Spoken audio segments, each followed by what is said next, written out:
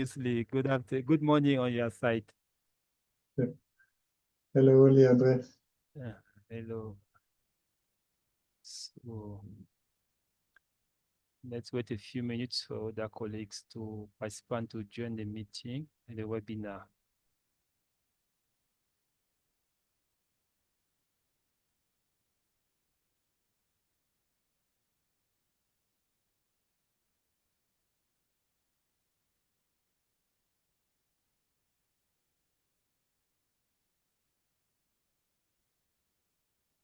So, Leandre, you can hear me well, right?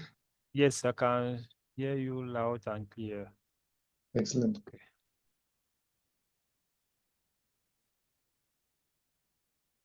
Okay.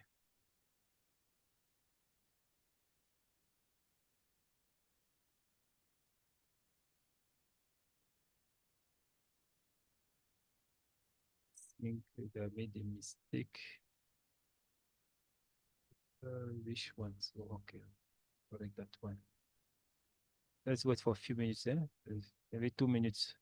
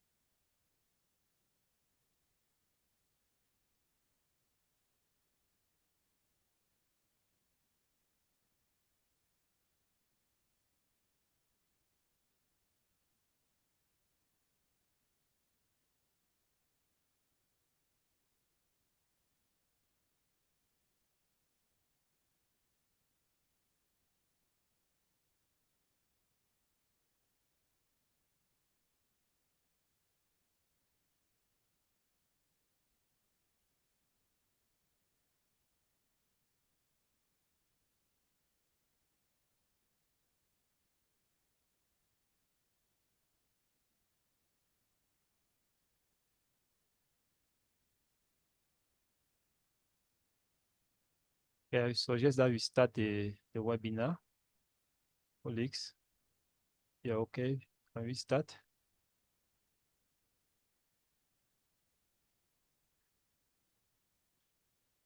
Thank you. Thank to those who have already joined us. So we are starting now our webinar. And hello. So you have who was Bateko? Let your Chikis, have you sent something? I received a message that someone has a bad echo. Matthias, can you say again something? It looks like there's a back echo on your side before we study. Can you Hello. say Hello, hello? Leandre. I can hear you very well. Okay. So I can hear you also very well. Chikis, please let me know what is if there's a problem on your side. Angela, can you hear Matthias very well?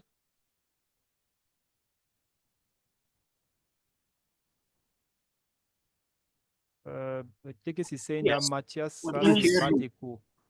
Yes, Leandre, I can hear him. But I'm not hearing that echo. Matthias, can you say again something so that we Yes. test again? Yes. Hello, welcome everybody. Hello.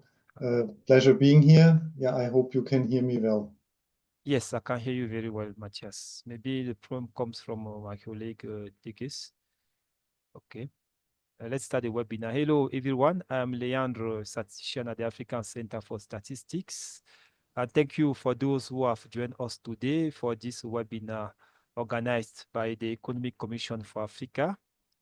The event is part of the StatsTalk webinar series initiated by ECA. StatsTalk is a monthly webinar series launched by the African Center for Statistics as a space for dialogue about data, statistics, and innovative tools with data experts and users. It serves as a knowledge sharing and exchange platform. It demystifies and promote a greater understanding of key statistical concepts and alternative data sources that could be harnessed in the African context. Our focus today is on administrative data.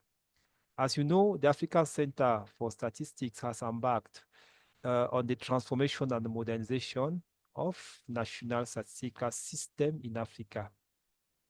ECA's program for modernizing administrative data for statistical purposes occupies a very important place in this transformation journey.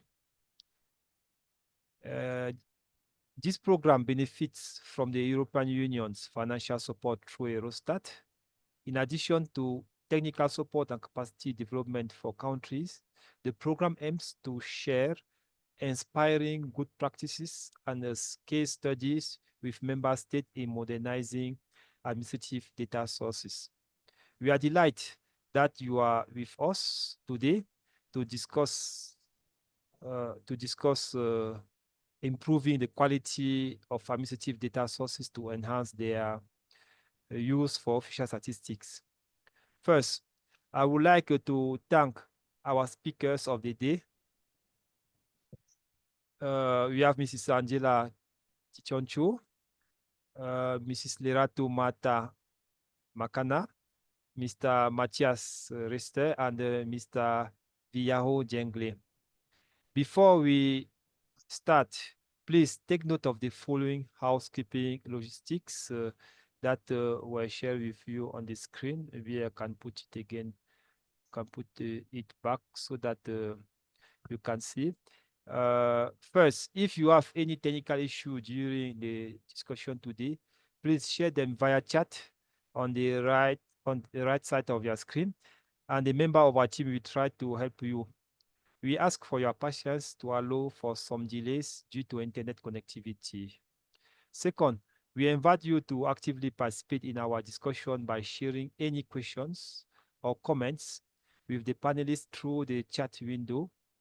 Type your message in the chat box. You can also request for the floor to share your country experience and ask questions. Finally, this webinar is being recorded. The recording and all the presentation will be shared on the event web page. In today's webinar, we will receive 4 presentations. The first presentation will focus on the strategic importance of administrative data in modernizing and transforming official statistics in Africa. The second will be on challenges in using administrative data for statistical purposes and ECA strategy for modernizing this source of data. The third presentation will introduce the National Quality Assurance Framework modules for administrative data and other new data sources. And the last will focus on a case study related to the use of the checklist of National Quality Assurance Frameworks module for administrative data and other new data sources to include in a section in the National Quality Assurance Framework on administrative data by Togo. So without further ado, let's proceed to the opening of this session, which will be provided by Mr. Matthias Richter, the Chief of Development Data Section within the United Nations Statistics Division, and also Mr. Andre Nonguema, the Chief of the Geospatial Information Management Section in the African Center for Statistics. Therefore, I invite Matthias to deliver his welcome remark. Matthias, you have the floor. Yes. Thank you very much, dear participants, dear colleagues, dear experts. It's my great pleasure here to be invited to this Stats talk on the topic of improving the quality of administrative data to enhance their use for official statistics. The use of administrative data is increasingly important across all countries, and there have been many efforts underway in different regions. And today it's my great pleasure to participate in this event. And a little later today, I will be introducing a module that has been developed by the expert group on National Quality Assurance Framework on the use of administrative and other data sources. So I'm looking forward for interesting discussions today, and also for understanding your particular concerns and challenges in the countries of your region. And also, I'm very curious to hear about the overall strategy that the African Center for Statistics has here on the use of administrative data sources. So without any further words, I would like now to hand over back to Leandre. Thank you, Matthias, for your welcoming remarks. For those who just joined us, this was a welcome remark from Matthias.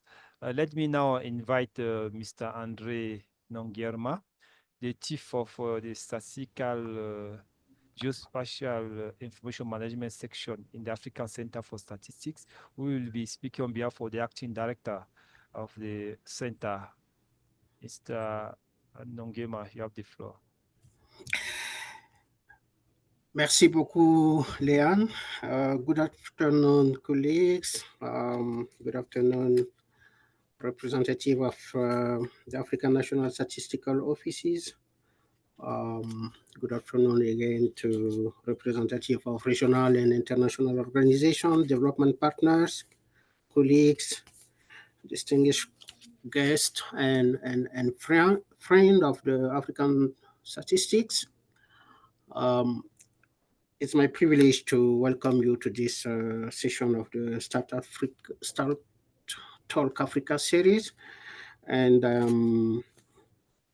greeting you on behalf of the acting director of the African Center for Statistics, who will have loved to be with us today, but has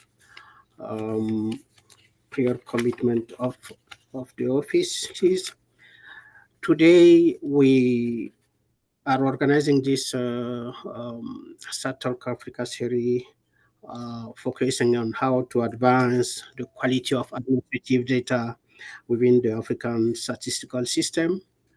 And as you know, the transformation of official statistics in Africa is contingent upon to our ability to leverage administrative data as a strategic asset for evidence-based policy making and sustainable development.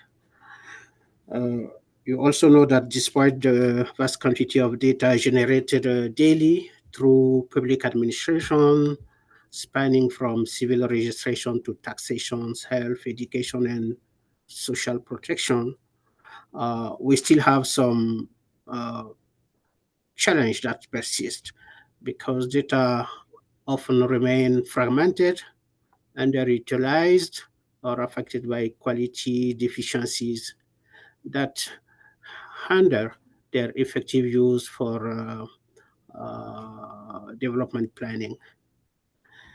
In response, the ECA has, with the support from the European Union, is implementing what we call the roadmap for the transformation and modernization of official statistics in Africa. And so far, this initiative was focused on strengthening national capacity and intersectoral coordination, developing robust metadata and standard, promoting interoperability and system integrations, and advancing quality assurance framework that are tailored to administrative data sources. And this effort align with ECA Conference of Minister commitment outlined in the last Conference of Ministers to enhance administrative data quality and accessibility, to accelerate digital transformation and foster cross-sectoral partnership for agile and resilient data ecosystem. Our work is further guided by the Cape Town Global Action Plan, which emphasizes the integration of administrative data and survey data, open data policy, and institutional capacity building, including data literacy. And you also may know that recent global forums, including the UN World Data Forum and the 56th session of the United Nations Statistical Commission, have reaffirmed the centrality of administrative data and endorsed the National Quality Assurance Framework module for administrative data, a kind of tool that proved to be useful in assessing and enhancing data quality and readiness for statistical use.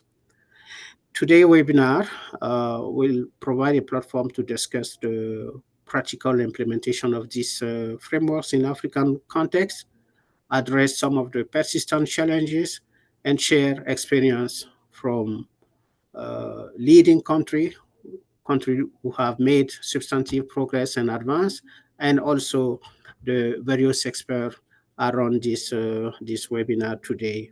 So I would like to encourage active engagement and participation, active knowledge exchange among us, and we take it as our collective effort that will underpin the modernization and credibility of Africa's official statistics. Let's collectively seize this opportunity to catalyze tangible progress in administrative data systems, ensuring they serve as a robust foundation for informed decision-making and sustainable development. It's my hope that together we can create a brighter, more data-driven future for all of us, with modern, inclusive, and trusted official statistics. I wish to thank all of you for being here this afternoon, and I wish you a vibrant, productive, and impactful session. And we sincerely, once again, appreciate your presence with us today. Let's make today a turning point, not just as a webinar, but also a good catalyst for action in the future. And I thank you for your kind attention. Thank you, and over to you, Leon. Merci beaucoup, Chief André. Votre discours a mis des points importants en relief, notamment la connexion avec les orientations de la conférence des ministres africains des finances et de la planification. Pour rappeler que le webinaire est en 2 langues, français et anglais, avec interprétation simultanée. Donc, vous pouvez, sur la barre tout juste en dessous, vous voyez le globe, on a mis interprétation. Vous pouvez choisir la langue de choix. So the webinar is we have simultaneous interpretation, French and English. So you can choose the language, your preferred language. Ladies and gentlemen, it is the time to move to presentations. The presentation are organized into 2 sessions. 2 presentations will be delivered during the first session, which focuses on modernizing administrative data. So the first presentation will mainly focus on the strategic importance of administrative data in modernizing and transforming official statistics in Africa. Angela Chichoncho will deliver it. Mrs. Angela is a statistician at the African Center for Statistics at the ECA. In her role, she contributes to initiative aimed at modernizing and transforming national statistical systems across Africa. Her work encompasses areas such as the utilization of administrative data, enhancement of civil registration and vital statistics system, and the integration of geospatial technology into statistical processes. Mrs. Kichoncho actively participates in capacity building programs, including the Statistical Leadership Program, which is designed to strengthen leadership within African national statistical offices. She also engages in knowledge-sharing platforms, facilitating dialogues on data and statistics to promote innovative tools and practices within the African statistical community. So, Gia Angela, you have the floor for 15 minutes. Thank you very much, Leon. Could you maybe project the presentation from your side? Okay. I told her you do it, but it's okay. Let me Thank get you. here. Let me make it from here then. Thank you. Okay, and while Leandre is doing that, good afternoon, good evening, good morning, depending on where you are, dear participants. Thank you, Leandre, for the introduction. I will be taking us through just a brief on the strategic importance of administrative data in modernizing and transforming official statistics in Africa. So, Leandre, This is coming. okay. Yes, so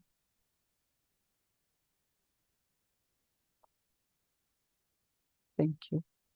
Thank you very much, Leandre. Okay, could you just go to the next slide? Thank you so much. Yeah, so as we may all be aware, the African Center for Statistics of the United Nations Economic Commission for Africa developed a roadmap for transformation and modernization of official statistics in Africa. And this is ideally to guide national statistical systems and their partners in sustainability and sustainably, I beg your pardon, and efficiently meeting the needs of statistics and data users, as well as in planning for resilience, innovation, and agility. As we all know, during the COVID period and other recent shocks, the vulnerability of our systems has always been exposed. So the purpose as to why this roadmap is in place is to help us become more agile and in a much more sustainable way. So the idea is to have a national statistical system move from the current virtuous cycle it is in to a more virtuous cycle. And this is, of course, basing on two major drivers. We've got on the demand side, the very, very important need to put users first, as well as from the supply side, optimizing resources, a whole range of them. Yeah, so these resources as well as processes that will lead us to transforming and modernizing our systems, and with the with the demand of the users being the guide. For example, in the case of Africa, we all know there is the second 10-year implementation plan of the Agenda 2063, the Africa we want, the global goals and the Agenda 2030. At the national level, we've got our national development priorities and several other frameworks to which countries have committed and expected to report to. So this roadmap has two types of enablers. We call them enablers of transformation and modernization. The foundational enablers include institutional development, organizational development. So maybe to touch or give you an idea of what falls under institutional development, you have aspects such as developing a culture of valuing data and data use in the society, because that is critical, that the demand is in place. You have aspects to do with enabling legal frameworks for statistics, which we also know are very important. The relevance of data has to be, really upheld under institutional development. So under organizational development, some of the aspects we could talk about, not all, I'll just highlight a few, will include transformational leadership at the NSO level, but as well as the ministries, departments, and agencies that handle statistics. The other is also culture-wise. Organizational culture is very critical. Good data governance definitely is important. Issues of statistical coordination and collaboration, as well as partnerships, among others, are really critical. And I want miss to mention the need of upscaling across the various functions of any statistical office or department, whether it be in communication, innovation, or research, and the methodologies used is really critical. In terms of the priority enablers, we have 4 of them. And the first one on advancing statistical processes touches on a range of aspects at the high level. One of them being adoption of the generic statistical business process model as a framework for organizing official statistics that are produced. Of course, there are aspects of strengthening infrastructure across the board, be it physical, technical, or information technology infrastructure for statistical production. You have, of course, aspects of data innovation, including digital data and other data sources, among others. Then when we talk about harnessing technology, we are looking at IT standards, for example, and policies. Again, a digital culture in a given country is very important. Issues of connectivity, internet connectivity, functioning computers, and the like, and not only functioning, but they also have to be well maintained. You have aspects of geospatial information technologies, having these capacities within the system is very critical. Again, partnerships with a range of other players in the data ecosystem, among others. Then, all right, yeah, then we have, of course, what we call the strategic toolkit of the roadmap for transformation and modernization of official statistics. This toolkit was endorsed and approved by the 9th Statistical Commission for Africa last year. And it called upon, and during this commission, member states were called upon to use this toolkit to support modernization and transformation of their national statistical systems, and as well as partners, that support member states were called upon to promote and use the toolkit to guide the support that they offer to African countries. So this toolkit was prepared to assist African countries to conduct consistent, internationally comparable assessment of the maturity of their national statistical systems in terms of the enablers that we just looked at, both the foundational and the priority enablers for transformation and modernization of official statistics. In many cases, this reflects to a great extent how official statistics in a given country become a regular function of its various parts, whether it's the national administration, whether it's how the National Statistical Office, with the core function of producing official statistics has been established, and how various organizations engage in the production of official statistics in any given country. Of course, there are also, without forgetting, an important aspect, which is the user's needs, because whatever we do is guided and informed by the needs of the users. We respond to what they need. Of course, the evolving technological changes, the evolving data demands, and as well as changes in their institutional environment.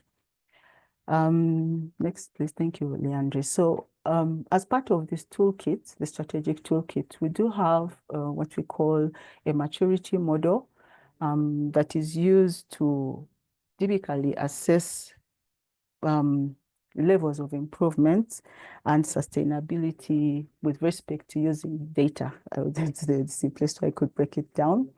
And this toolkit does have 4 levels. And we're looking more about on the capacities of the national statistical systems across a range of what we call them. It is, yes, aligned along the enablers of transformation, both the foundation and the priority enablers of transformation and modernization, but it does have a range of dimensions across which an entity is assessed. ranging from the diagnostic tool, which is critical for benchmarking, assessment along the lines of data culture, data governance, data quality, interoperability, integration, monitoring and reporting. So it is about all those 13 and even more. Next, please. Thank you so much. So the importance of administrative data, I believe this is not new to most of the participants here, but I will just quickly highlight why administrative data is important. I know a lot of us, especially those ones in national statistical offices, are very familiar with survey data, census data, you know, this one where you're required to go to the field, collect data, and so on and so forth, and then ultimately disseminate it. And typically, even for the ones that are released on a frequent basis, they will usually take at least a month or so. Then for some others where the collection is probably over a 12-year period, you can see, you know, you have users waiting that entire time before they can have results. But now in comes administrative data, and it does play a very critical role in analysis. It plays a critical role in informing policy. And these are some of the reasons that I'm choosing to highlight. I know there are very many more, but I will just pick up some aspects. One of them being the aspect of timeliness, you know, because by the definition of administrative data, it is data that, you know, institutions or entities that hold this data have it in their possession and they're using it for their usual work. However, it is also a gold mine in the sense that with some transformation, it can be used for statistical purposes. So given that it's readily available, the advantage or the importance of it is that you would have it in real time as and when you need it, yeah, or near real time, which would quickly enable timely analysis and decision making. Because as we have already seen, whatever it is that we do when we talk about production of data and statistics, it is with the user in mind. What he or she needs or the institution needs is what we should be looking towards providing. And the other maybe I could highlight is on quality. It does help with improving quality over time, especially if, you know, attention is being given to identifying errors and looking at the gaps in, you know, the data that is being collected at that point. And ultimately, that would lead to improvement if the commitment is there to improve. Of course, it is also supplementary to the traditional data sources that we are used to, survey data, census data, and the like. So next, please, Leah. Thank you. So in the roadmap, it does touch specifically on administrative data, and what it highlights, I will just read from the slide, is it emphasizes the importance of having administrative data as part and parcel of the statistical modernization process. You know, so if we talk about administrative data, alongside all the other big data that we know of, whether it's from telecommunication companies, whether it is from just name any or think about any entities that hold, you know, data of huge volumes. It is critical that we have this fully integrated into the statistical processes and modernizing them across the board, because as we all know, with the evolving data ecosystem, you have high demand for data with a very high frequency and things like that. It becomes really important not to only rely on the traditional sources.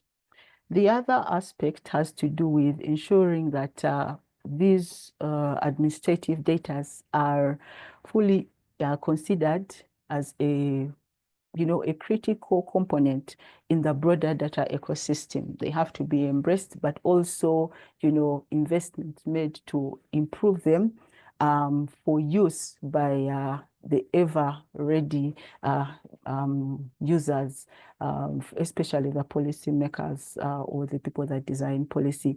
And if this is done, it more or less would answer the challenge that we have to do with, struggling with being exposed and vulnerable to any shocks, whether financial or epidemics and so on. Yeah, so this is what the roadmap specifically highlights with respect to administrative data.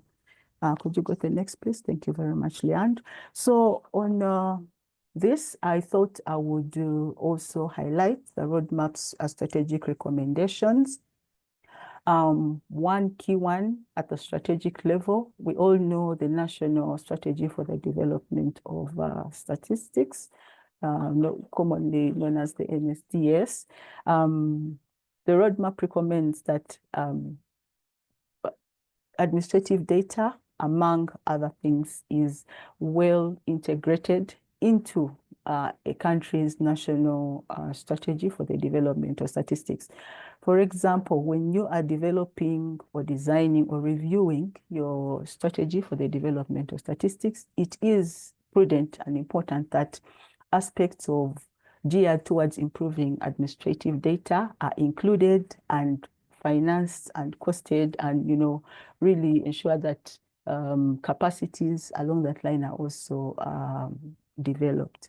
The other thing with respect to these national strategies for the development of statistics, we all know that when developing these strategies, they have to be aligned as much as possible to the country's national development plan, but as well as the regional and global development agendas.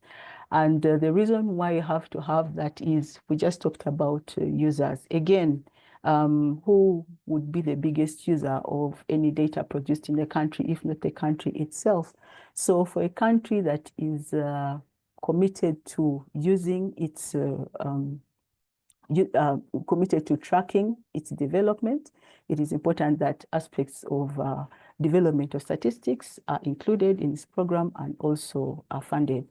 Very quickly, I think we mentioned about the legal reforms. I will not repeat them, but I think I will emphasize the capacity development aspects, whereby holders of administrative data, as well as statisticians, should be trained to manage, analyze, and really make very good sense out of administrative data, as well as of course, promoting data literacy. And now this is on the side of the users. So it is both from those supplying the data as well as those we expect to be consuming the data, because they need to be able to easily understand what it is that we are producing for them to consume it efficiently.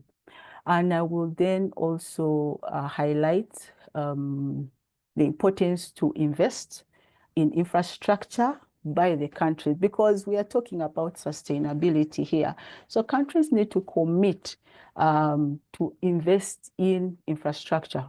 It has been documented and studied that for every single US dollar that you spend on production of statistics, you actually gain about 32 USD. So that should be, to encourage countries to partner, and as well as even within its national budget, focus on investing in infrastructure.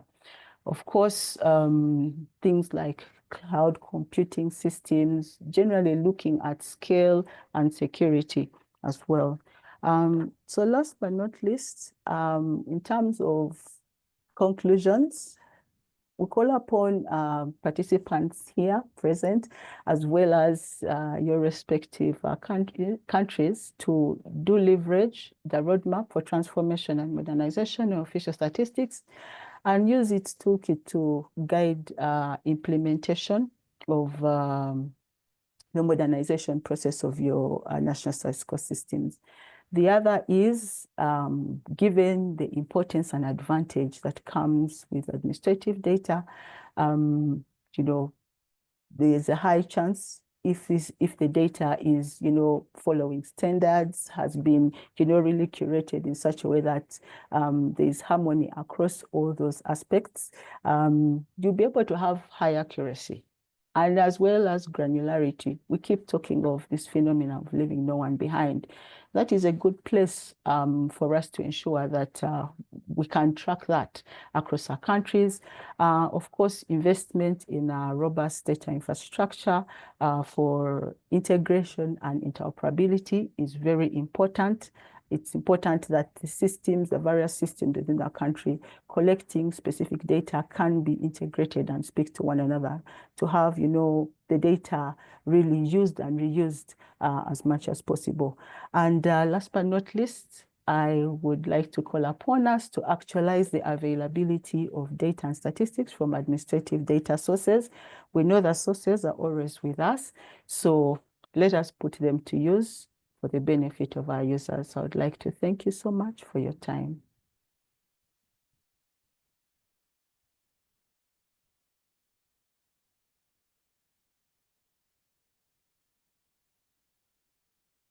Thank you so much, Angela, for this great presentation, where you quickly introduced the roadmap and stress the importance of administrative data in the roadmap. So, colleagues, participants, so you can ask your questions, putting them in the chat. So you can also maybe, I see someone who raised his hand. Yes, after this following presentation, we will give the opportunity to participants to ask questions before we move to this session where where the quality assurance framework module for data will be introduced. So for the next presentation, we welcome Mrs. Lerato Makana. Lerato is a statistician within the African Center for Statistics, specialized in national account, statistical innovation, and macroeconomic policy analysis. She holds a BA in statistics with a minor in economics and a MA in economic policy management. Over 20 years of experience working at the National Statistical Office, leading major data-driven projects, including household budget surveys, economic censuses. She has expertise in administrative data for economic statistics, spent around 8 years in the managerial role within the NSO. So, dear Lerato, you have the floor for 15 minutes. Thank you very much, Leandre, and good afternoon, everyone.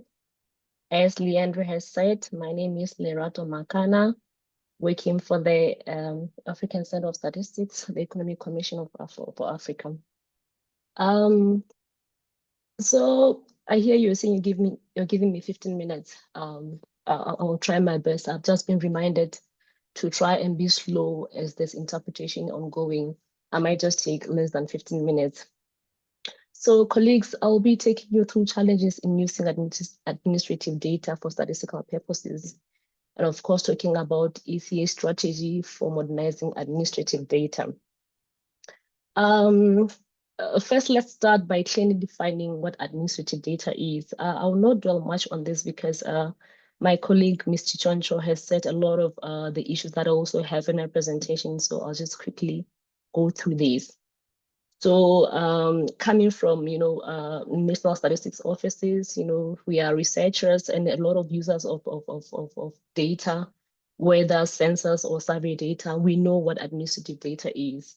And for the benefit of those who are still a little bit unclear of what it is, we know that essentially this is just information that is collected by various organizations as part of their regular administrative activities.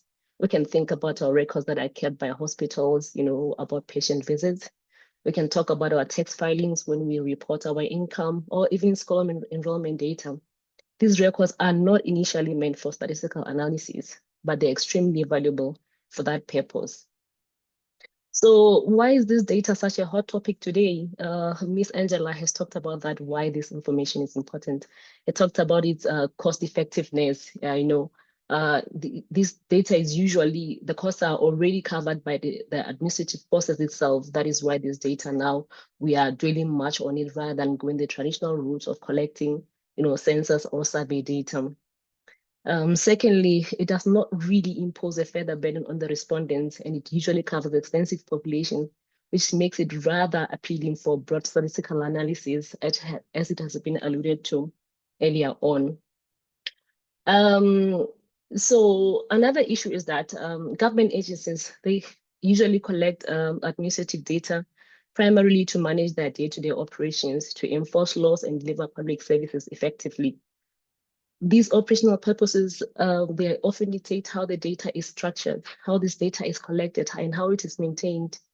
However, statisticians and researchers, they have different requirements. They need the data that is consistent, data that is standardized and complete for accurate statistical analysis in their decision-making.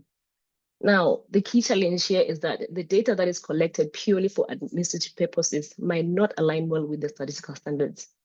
For instance, the data definitions, the frequency of the updates, and data coverage might differ significantly from what is ideal for statistical users.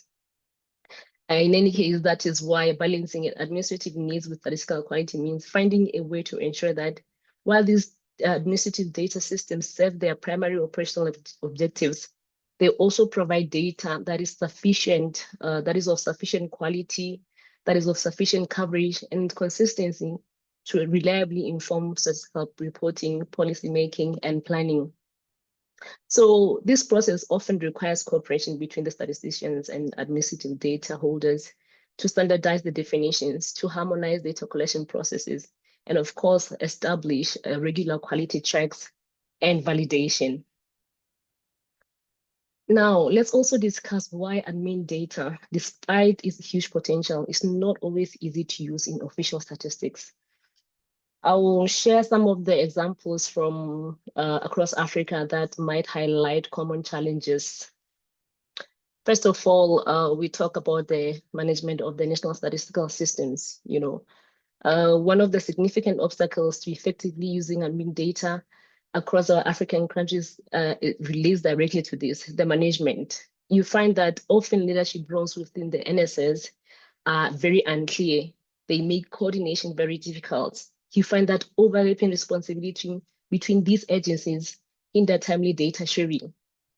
Again, you find that some statistical offices may lack the authority or even the resources that is needed to enforce data standards or even to access critical administrative records, which has been the case in many of our African countries. Now, another issue is the difficulty in accessing or processing of this data.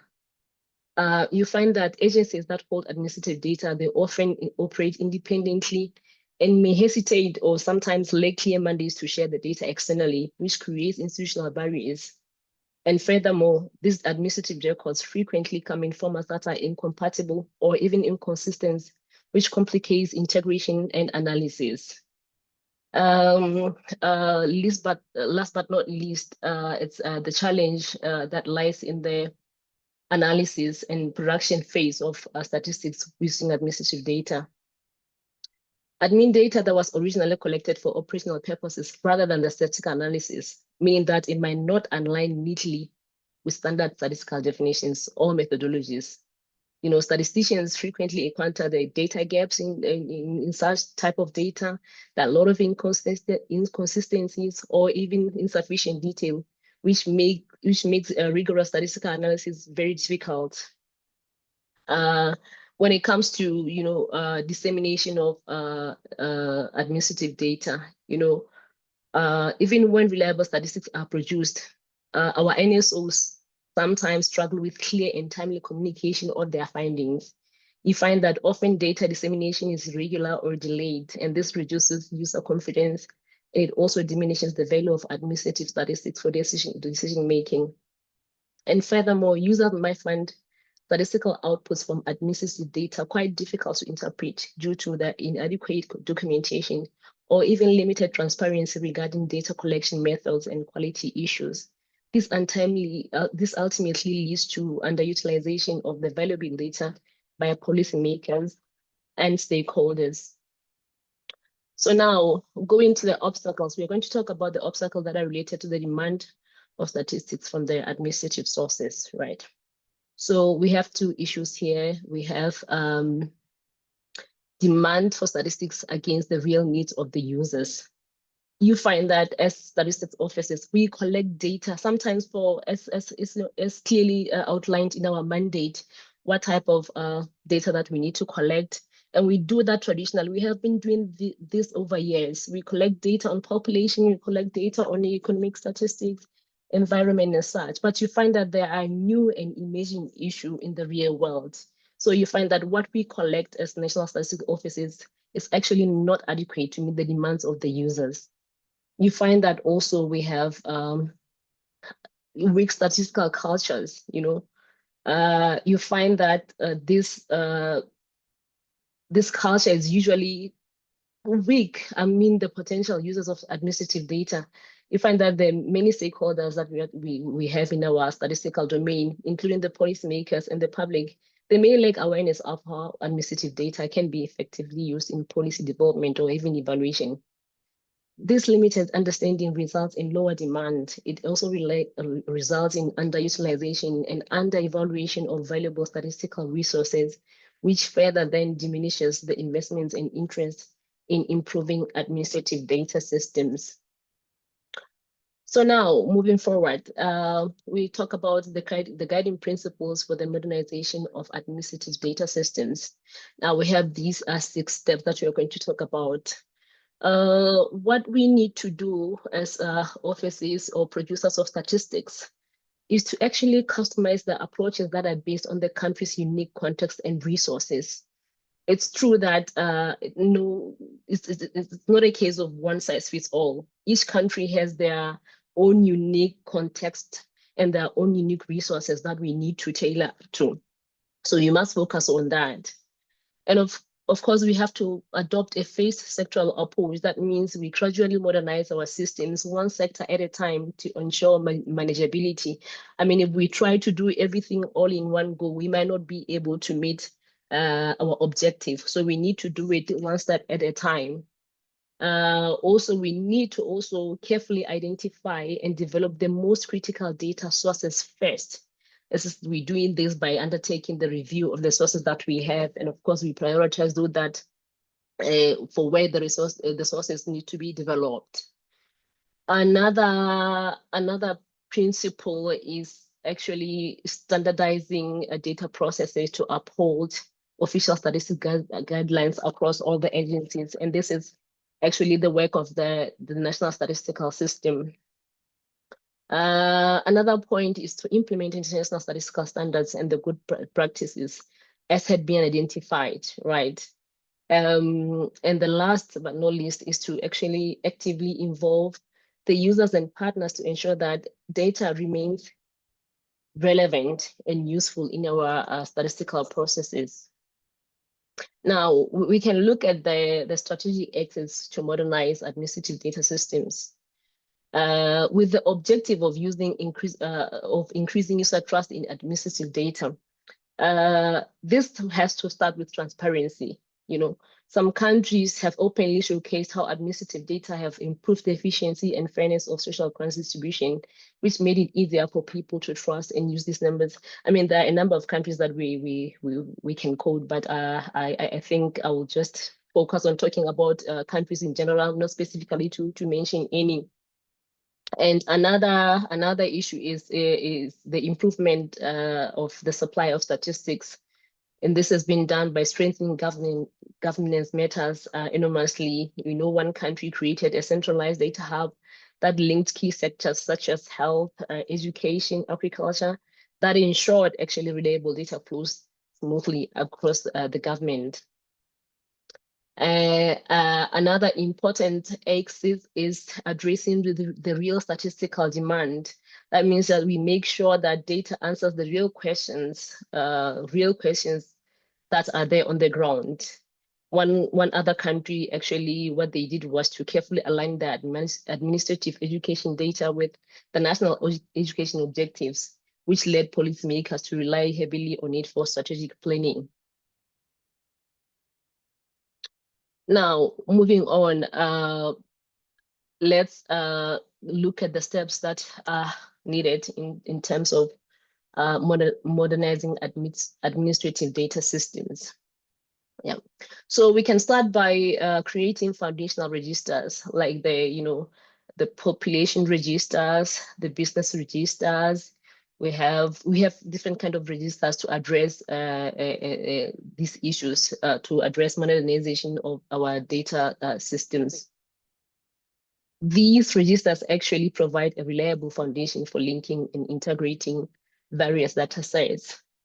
And then, of course, we can move on to building a robust technical infrastructure. We can do this by developing the right infrastructure for securely storing, archiving, and sharing data. That is very, very important. Reliable systems ensure that timely access and efficient data management are in place, right? And also we can move on to create, unique identifiers for data matching. We can do this by assigning unique identifiers to help accurately match and integrate data across different administrative sources, which significantly may reduce duplication and errors. So we can talk about identifiers when we look at, let's look at trade data, for example. We can have a unique identifier for a business from when they register a business. They can have a license number. We can have a unique identifier also with the tax authority for the same. So for the different types of registers, we can have unique identifiers to actually see. Right. So also we need to set clear quality standards to harmonize the processes. We can apply uniform quality standards across the entire administrative data system to ensure that data is consistent, data is reliable, and of course, data is comparable. And finally, strong coordination and governance are also very, very important. We need to define clear roles and responsibilities. And of course, collaboration between agencies to make sure that modernization efforts succeed and are more sustainable. So ECA has a tailored approach to modernize administrative data. These are the points that are talking about how this approach is being done. I think Mr. Choncho also alluded to some of these, talked about strengthening of leadership by the national statistical offices, right? These actually, we know that leadership matters. Strong guidance from the National Statistical Office is key. We can see how other countries have effectively coordinated the administrative data across multiple sectors by just, ensuring that the leadership is strong at the apex, so that, going down, everything runs smoothly. So also we can, go through all the steps, talk about, do advocacy campaigns to raise awareness, to change perceptions of people about the use of, data, administrative data.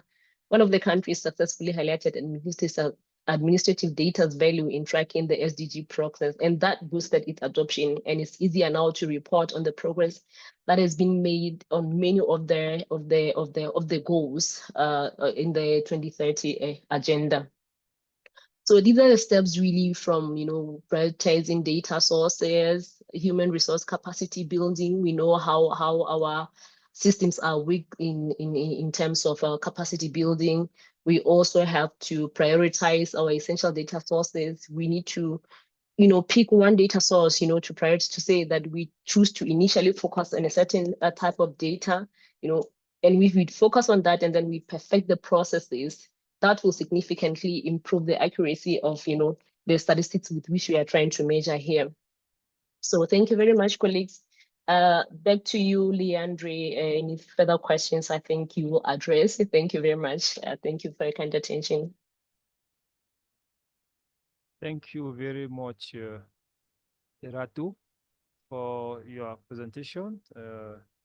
You quickly underlined some of the challenges of let's say obstacle of using administrative data that came from a survey that was took in Africa.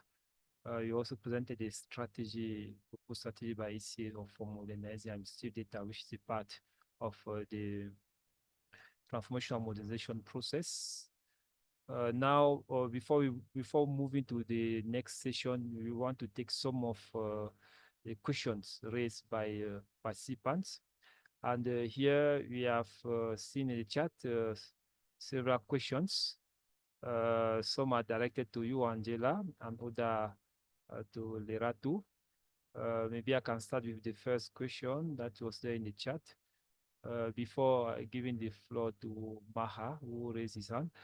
Thank you, Angela. I wonder how we can we say administrative data can be reliable and consistent from its users? This as Nakesh from the Ethiopian Statistical Service.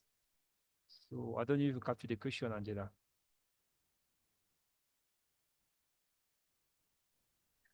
I thought you were going to first give maybe a number of questions, or do we go one by one? Let me read it. Yes, maybe that's the best option. At what point is it, this is from Stephen, at what point is it advisable to use the toolkit? This is because countries are at different level of development and implementation of NSGS. Is there need to use the toolkit to check the maturity of NSS, knowing very well that the country does not have an NSGS? The other question comes from Abirash. The implementation of the GSBPM for NSO is an important practice.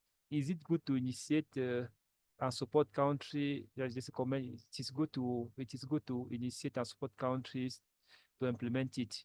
I think maybe Matthias will come back on this GSBPM. The question from Abirash is strengthening NSS coordination is important to improve quality and use of administrative data. How is this part covered in the modernization strategy? Maybe we can stop here to get the answer from you before reading the other questions. Angela, Leratu. Okay, so thank you very much, Leand. I think I had seen the 3 questions and even typed some form of response. But I could repeat. So regarding the question on reliable and consistent, I know Lerato has highlighted with respect to challenges, quality issues, and the same can apply to even survey data or census data. But what brings about the difference, moving data from being erroneous, inaccurate to being accurate? What needs to happen? If for example, you look at administrative data, let's take maybe data collected by the customs offices.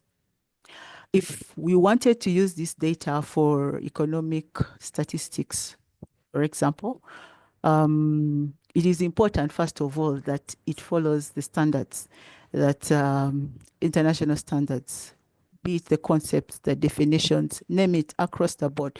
So if this is done at that point where this data is collected, before it is even collected, when you get to process it, you will definitely, for example, be using the ISIC, whether Rev 4 or Rev 3, doesn't matter. And at the end of the day, the data that you will be speaking about here will be comparable, for example, to the one of a survey where you use the same standards. Yeah, so if we want reliability and consistency, yes, at the moment, in a given country, it may not be meeting that standard, but you have to move it from where it is to where you want it to be. And indeed, there is work that has to be done. And once that is done, you'll be able to achieve that. But without a doubt, that should not be a reason to discourage the use of administrative data. On the issue of, I think this was a question from Stefan. Do we need to use the toolkit even when we know a country does not have an NSDS? Yes, you need to use the toolkit. Why? You may be at the basic level, but it will still let you know that, okay, even at the basic level, these aspects of the enablers, you know, are well covered, or you know, you are, it more or less gives you that range of, if it is low, how low, for lack of a better way of putting it. Yes, but it is important to have this, to know where you stand, and then where you want to go, and then in between, how long or what do you need to do to get there. Yeah, so to answer your question, yes, you still need to do that. Then the question from Aberash, you did indicate that Matthias would speak to that, but I did give a response as well, especially to do with, I think, statistical coordination aspects, quality assurance, and the use and reuse of administrative data within the enablers. Unfortunately, the time we had was not sufficient to go through every single one of the sub aspects within the enablers, but they are all captured in there to answer your question. Thank you, Leandro. Back to you. Thank you, Angela. I don't know if Leratu want to add something.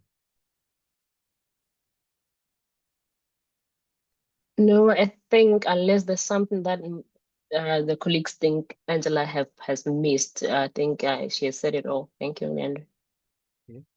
The additional questions that come in the chat from Collins.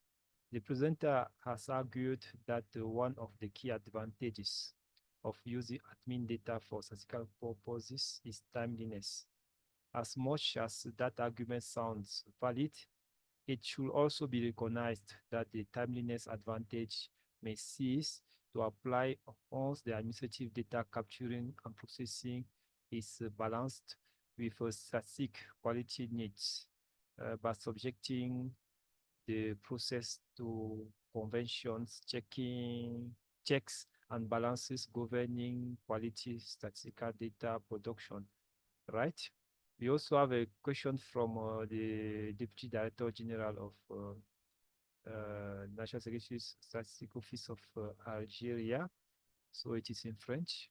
Est-il possible de collecter des données administratives, de les publier, puis d'apporter des corrections après la publication de certains indicateurs? Quelle est la durée optimale pour produire et publier les données? Quels sont les critères pour reconnaître les données administratives et les utiliser par la suite?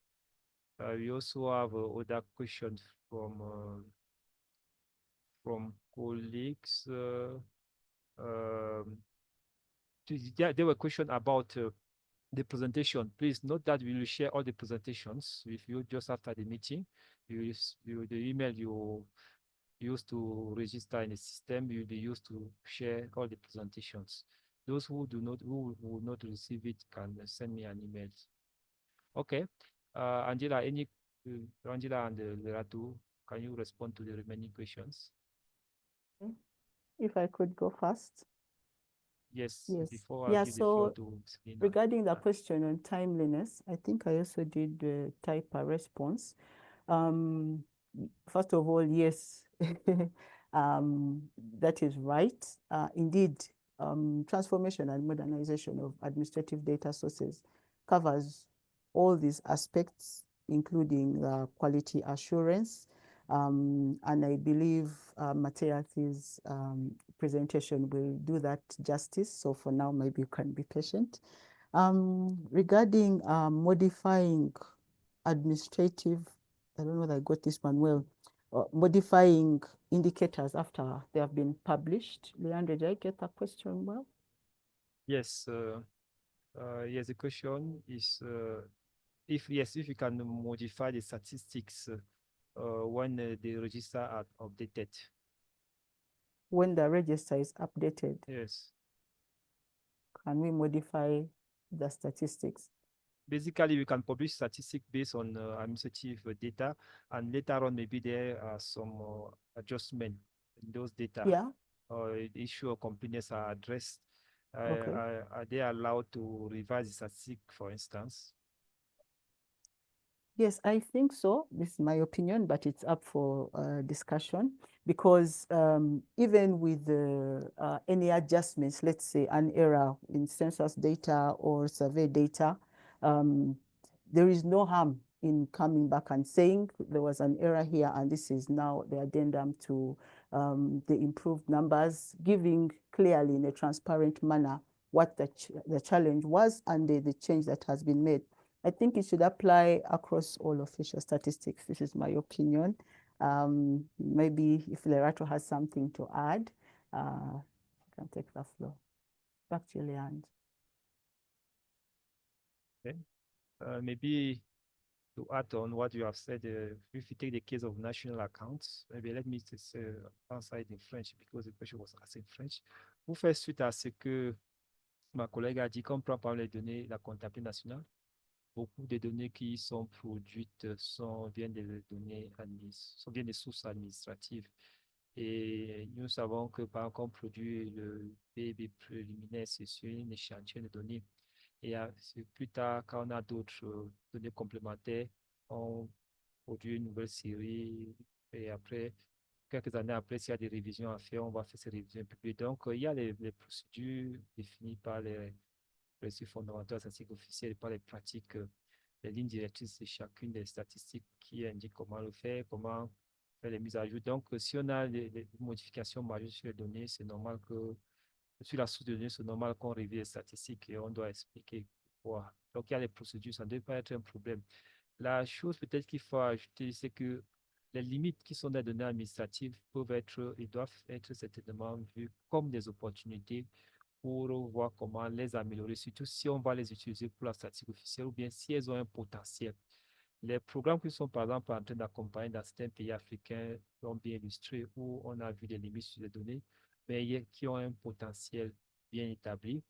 Et donc, ça peut ce potentiel, on travaille pour améliorer la qualité de ces données-là, notamment les aspects qui posent problème, comme la couverture, comme les concepts qui sont utilisés, l'alignement de ces concepts aux nomenclatures utilisées dans le pays au niveau international. Donc, il ne s'agit pas seulement de regarder la donnée, de la mettre de côté, mais d'avoir une perspective, de voir comment apporter de la valeur ajoutée sur cette donnée-là et qui sera utile à la fois pour le producteur de cette donnée-là, mais aussi pour l'institut de la statistique qui l'utiliserait dans sa production statistique. So let me give the floor to Selina and Maha. I hope I pronounced it well. Yeah, we start with Selina. You can maybe open your mic and ask your question or make your comment, Selina. Please be short. Okay. Thank you very much, Leandro, and thanks to the presentations made by the presenters. We really appreciate. I think my concern is that this StatsTalk should really talk about general things, but at the same time, remember that the countries are at different levels. So general things, well, yes, we all know that, but there are specific issues towards accessing administrative data that should be presented here and so that we can discuss, because issues related to validating data may be specific sometimes to specific sectors. So we know that as statisticians, but then I was thinking that the presentations would touch on some specific areas to really discuss how the data would be validated. I think my other concern is on Angela's presentation about the mobilization of resources. I think one of the issues is that as statistical offices, the NSS and with the NSO at the apex, we are not able to mobilize resources that would be enough for digitizing administrative data. Here in Lesotho, there are some sectors that are not yet digitized. And really raising funding is not easy. It also depends on whether the sector is willing to do that. So I don't know how we could be assisted. data governance is the same for administrative data or primary data that would have been collected from surveys. So it's the same. You need to have a good law. You need to enter into MOUs. You need to establish technical committees. All of that would also work. So I think I think my last point would be on the guidelines. I am not sure, Leandra, if we might be having that at the Africa region, whether we have guidelines on how administrative data can be used across the NSS. Thank you. Thank you, Selina. I will maybe give the floor to one person again, or maybe Maha. Please be short, 1 minute, because we have another session.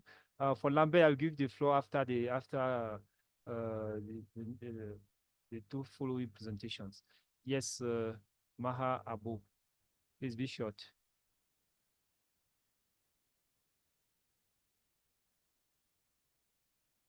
No. Okay. So Angela, Lerato, do you have any? Can you respond to Selena questions? Oh, I think let Lerato start and I can add. okay.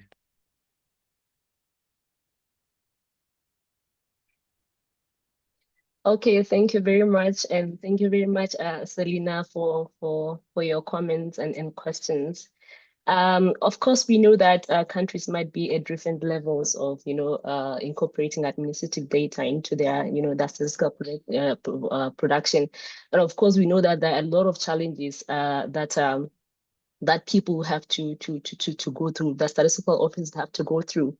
We know that there are challenges, especially in terms of if our legal frameworks are not really harmonized, it could be difficult. But in respect of the clear roadmap that you talk about, the guidelines, whether there are clear guidelines that can be shown to guide statistical offices of what to do, I think even after our presentation, the next presentation that is going to be done on the National Quality Assessment Framework will really speak to your concerns. I don't know if I addressed your questions. Maybe Angela could chip in also. Thank you. Okay. So thank you, Lerato, and thank you, Madam Selena, for your question. Of course, issues of resource mobilization. I think even the person or those entities that have what others would consider sufficient resources will tell you they're struggling with resources because they want to get to the next level and they need resources. Yeah, but true indeed, there will always be challenges of resource mobilization. But I think on our part as producers of statistics, there are things we may be needing to do to really stimulate or really have that push from the from the users or our targeted users. So you can have targeted users who influence, for example, resource allocation. If we look at the parliamentarians, or depending on what happens in a given country, I could maybe ask you to how many times have you engaged with the parliamentarians to just let them appreciate the importance of data for the kind of business that they are in or the work that they do. Yeah. Because I think this is a two-way. We need to also create uptake, and that way, when there is a realization that this data needs to be produced, this infrastructure needs to be modernized, or at least there is need to transit from paper forms to electronic, maybe enter it directly into a computer. Then we'll see resources begin to trickle in. So I think it is more, for me, I feel it's more about on our end, what are we doing to really stimulate that demand, but amongst those that are influential with respect to allocating resources. Guidelines for use of administrative data. I think guidelines for use should not only be for administrative data, it is for all data that is produced, regardless of the source. I am not so certain, maybe Leandro would come in on this one. But there must be some guidelines, at least at the global level. Maybe we just need to contextualize them to the African realities. Governance issues, yes, the same across, I agree. And I guess that was all. Leandro, if you could want to maybe speak to the issue of guidelines at the Africa level, the regional level. Thank you. Okay, thank you. We have the collaborative on administrative data, which global working group that is promoting the use of administrative data. I'm putting a link to the website on the chat. Here you can see I've shared the link there. So that collaborative provides materials that support use of administrative data, and also it shares experience of countries, also an inventory of resources, which will respond to Selena question on the use of administrative data. So you will see, for instance, here we have a case study that comes from several countries, including African countries. We also have all the activities that has been conducted in the framework of this collaborative, like the data maturity model, and also some of the tools like to facilitate the data sharing amongst institutions, like the standard memorandum of understanding. So I want maybe to come on this question on the resource mobilization to say that there are several approaches. The NSO can also mobilize resources for supporting the digitalization in the land ministries. The other approach is also to push the land ministries to mobilize resources for themselves. And going in this direction, I want to share the experience of Burundi, where when they wanted to reorganize the administrative data system for the health sectors, particular data that comes from hospitals. And we have this tool, this we call District Health Information System. Now I think it's the GHIS2. That's the work. That's operational now. In Burundi, the NSO faces issues to install it in a different hospital, for instance. And but what they've done there was to show to head of hospitals how the tool will help them present their results, show their performances, because this was an area where they lack information. They didn't have concrete information with statistical data that shows their performance. And as soon as the NSO presented the tool to selected head of hospital, they were the one now who mobilized resources from their own budget to install, to be trained, to buy equipment, to put in place the infrastructures. So the NSO came in that case like a contractor. It means that the hospital were providing financial resources. The NSO came with a technical capacity and knowledge to train people to install system and help them produce statistics from there.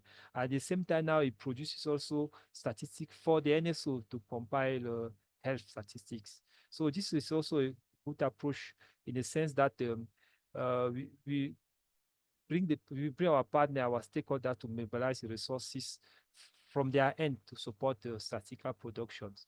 So I see that Lambert raised his hands, but I'm going to give you the floor later on. We want to move now to the next part of our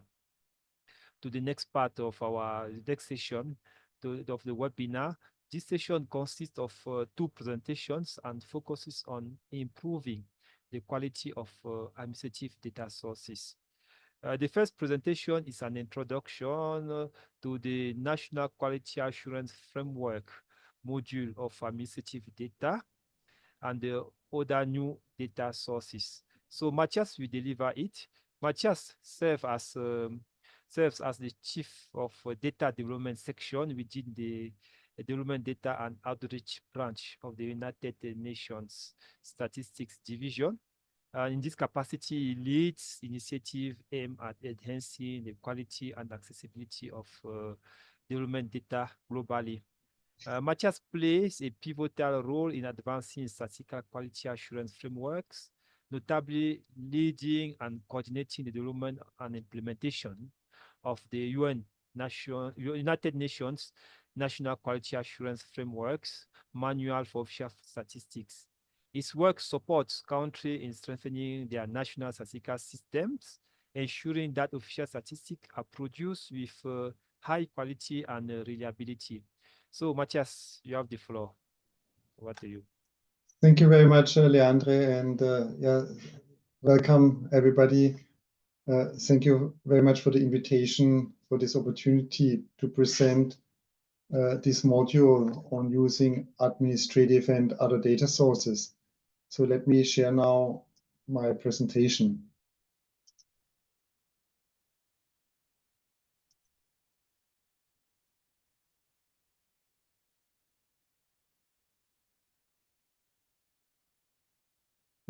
Leandre, checking with you whether you are able to see my presentation in presentation mode. Yes, it is in presentation mode. Excellent. Yeah, thank you very much. So I will provide you with an introduction of the National Quality Assurance Frameworks module on administrative and other data sources. And my presentation has five parts. First, I want to give a very brief introduction on quality and the idea of continuous improvement, which is the basis of quality assurance. Then I want to briefly talk about quality assurance frameworks. And then I will introduce the module for using administrative and other data sources. And then in part 4, I will also introduce the assessment checklist that accompanies this module. And then under 5, I will give some additional references. So let me, sorry, I just have to rearrange here some things so that I can see my full presentation. Okay. So what is quality? Just want to start with some basic definition of quality. And now let me see whether, okay. Quality is the degree to which a set of inherent characteristics of an object fulfills requirements. So this is the definition that is provided by the International Standard Organization. That applies to quality in any domain, in any area, such as production of a car, manufacturing, and also, of course, then for official statistics. So in the context of a statistical organization, the object is the statistical output or the statistical product, or it's the process, or it can be the whole statistical system or the statistical office. Just to give you a brief example how this definition works.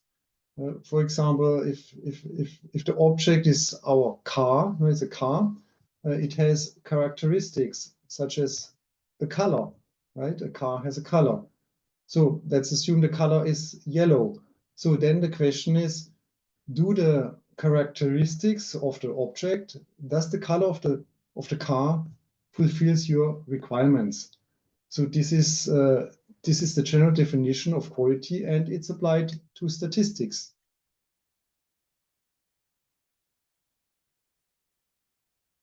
A simple definition of quality is fit for use, fit for purpose. And in my next slide, just a few very important remarks. It is the user needs that define the quality. Let's come back to the example of the car. Do you like to have a yellow car? Is this the color that you would like? And of course, if the object is statistics, what are the characteristics that are important for you, and do those characteristics, their realization, satisfy your needs? Quality is multidimensional, and the dimensions of quality are interrelated. and often there are trade-offs between them. For example, when you're conducting a survey, surveys are very expensive, right? But depending on the survey size, but then the survey size also impacts the accuracy of your survey results. So the cost efficiency and accuracy, there's a trade-off between those two dimensions of quality. Also, timeliness and accuracy, there's also often a trade-off among those two dimensions. Again, quality is multidimensional, and there are trade-offs among those different dimensions. So quality is crucial for the confidence in a statistical institution and its products. And very important, quality is the responsibility of all. It's starting with the one entering the data into the system in case it has to be entered into the system, up to top management. Quality is the responsibility of all. The essence of quality management is continued improvement. So that is very, very important. The essence of quality management is not the implementation of a framework, right? We are implementing the framework because we are aiming at continued improvement.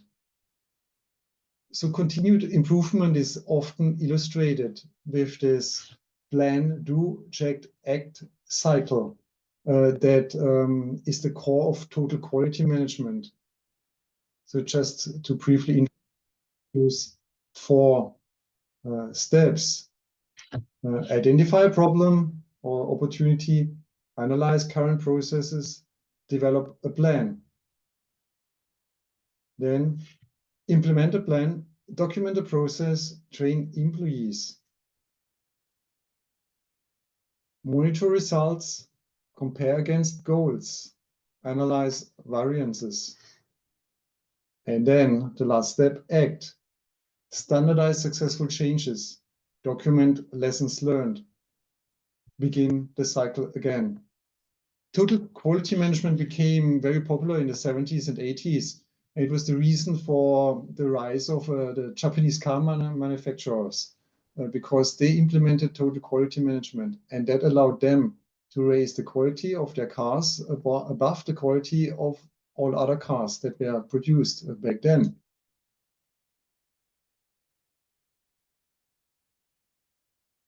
So now we come to quality management systems for official statistics. Of course, there are quality management systems outside of statistics, but here we just want to look at a quality management system for systems for official statistics. They're often called quality assurance frameworks, or sometimes also code of practice. And then here also a definition. A national quality assurance framework is a coherent and holistic system for statistical quality management. It's holistic because it covers all aspects that need to be covered, and it's coherent because the different aspects, they are put in a way that they make sense when looked at it together. A national quality assurance framework is a tool for all working in official statistics, and its objective is to achieve quality improvements at the level of the statistical system, at the level of the station, at the level of the statistical processes, and of course at the level of statistical outputs in order to meet the needs of users. Quality assurance frameworks, they set a standard of quality and hereby assure the trust in official statistics. Very important, all quality assurance frameworks are based on the UN fundamental principles of official statistics. What is specific about official statistics? It's the professional independence, impartiality, protection of privacy, the need to access all types of data sources, which requires, of course, trust. These things are reflected in our statistical laws, in our quality assurance frameworks, and also in our ethical standards that go beyond sort of the core of the quality management systems. Now there is a UN National Quality Assurance Framework, which provides a generic model for national quality for national statistical offices to adopt, develop, and revisit their own quality framework.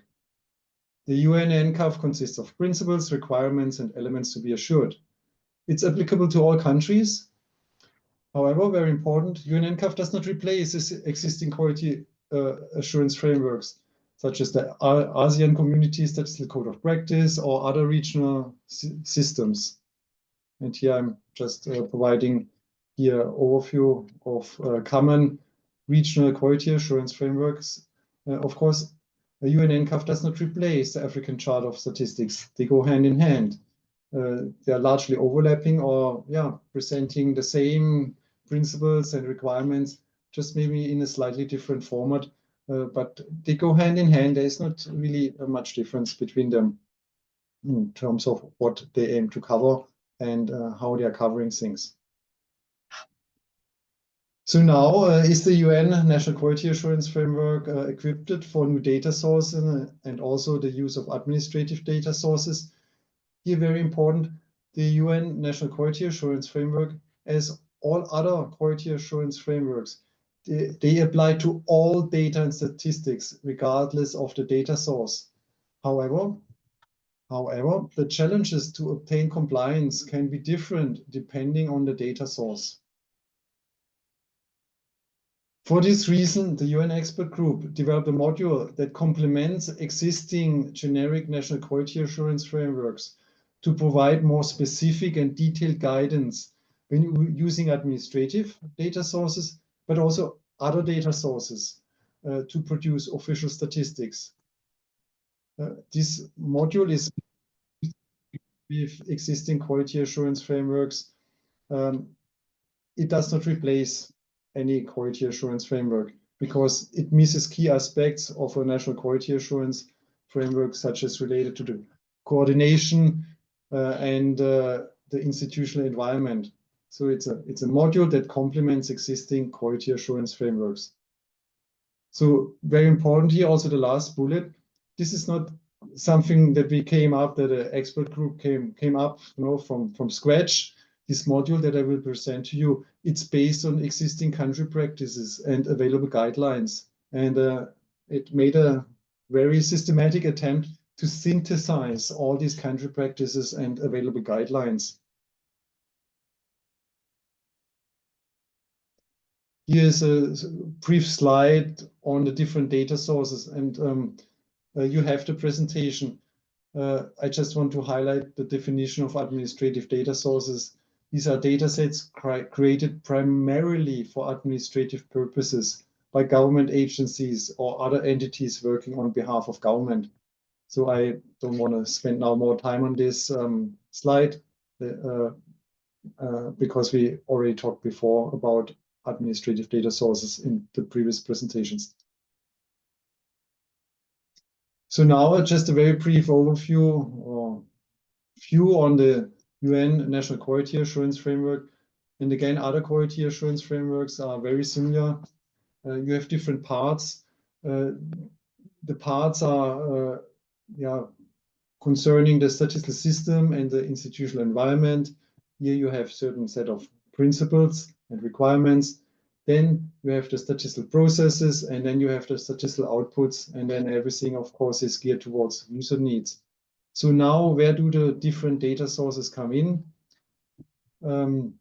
Of course, they come in into the statistical processes. You're absorbing, you're taking on the different data sources, statistical, administrative, or other data sources.